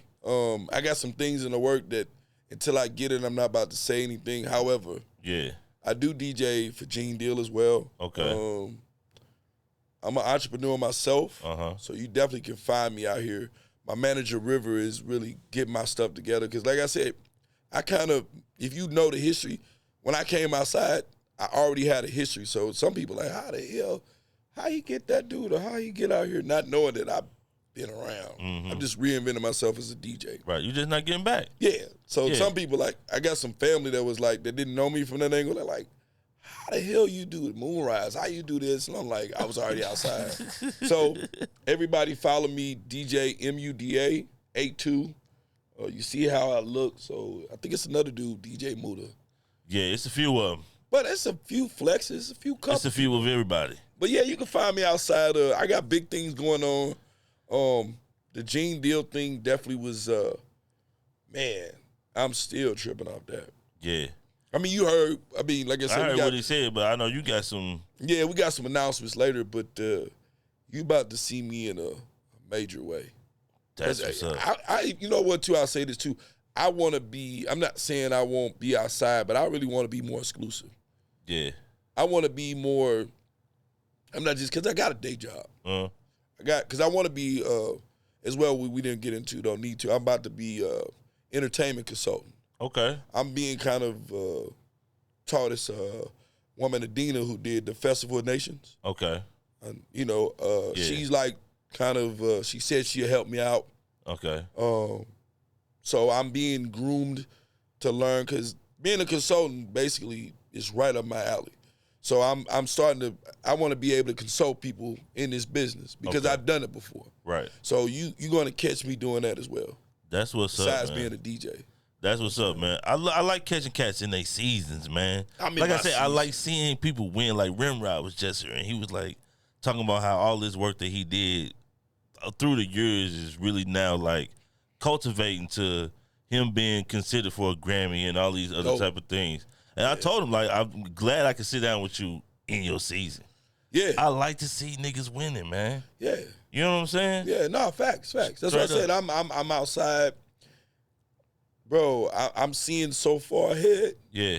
I mean, me and Brandon Vaughn got a couple ventures. We got we doing a co-drive in December. Okay. I'm doing it with my brother, Brandon Vaughn. Yeah. We're doing a co-drive. The Coast for Kids? Yeah, Coast for Kids. I got the Big Crit show that I'm doing with Tef, T-Dub. Okay. Piece of T-Dub, piece of Tef. Shout out to T-Dub. Piece of Indiana Rome. They still got you shadow banned, nigga.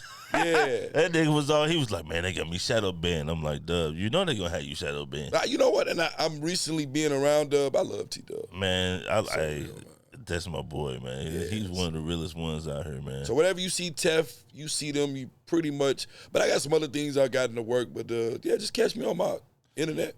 For sure, man. Social media. Make sure y'all like the episode, man. Make sure y'all subscribe, man. They better like it. Follow DJ MUDA and everything he got going on. It's only going up, man. Yeah.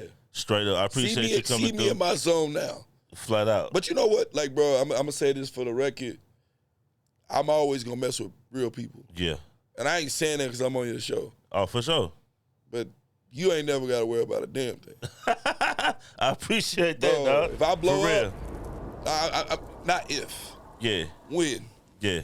Bro, as I'm blowing up, For sure. ask me to come over here again. I'm bringing my ass right back to the show.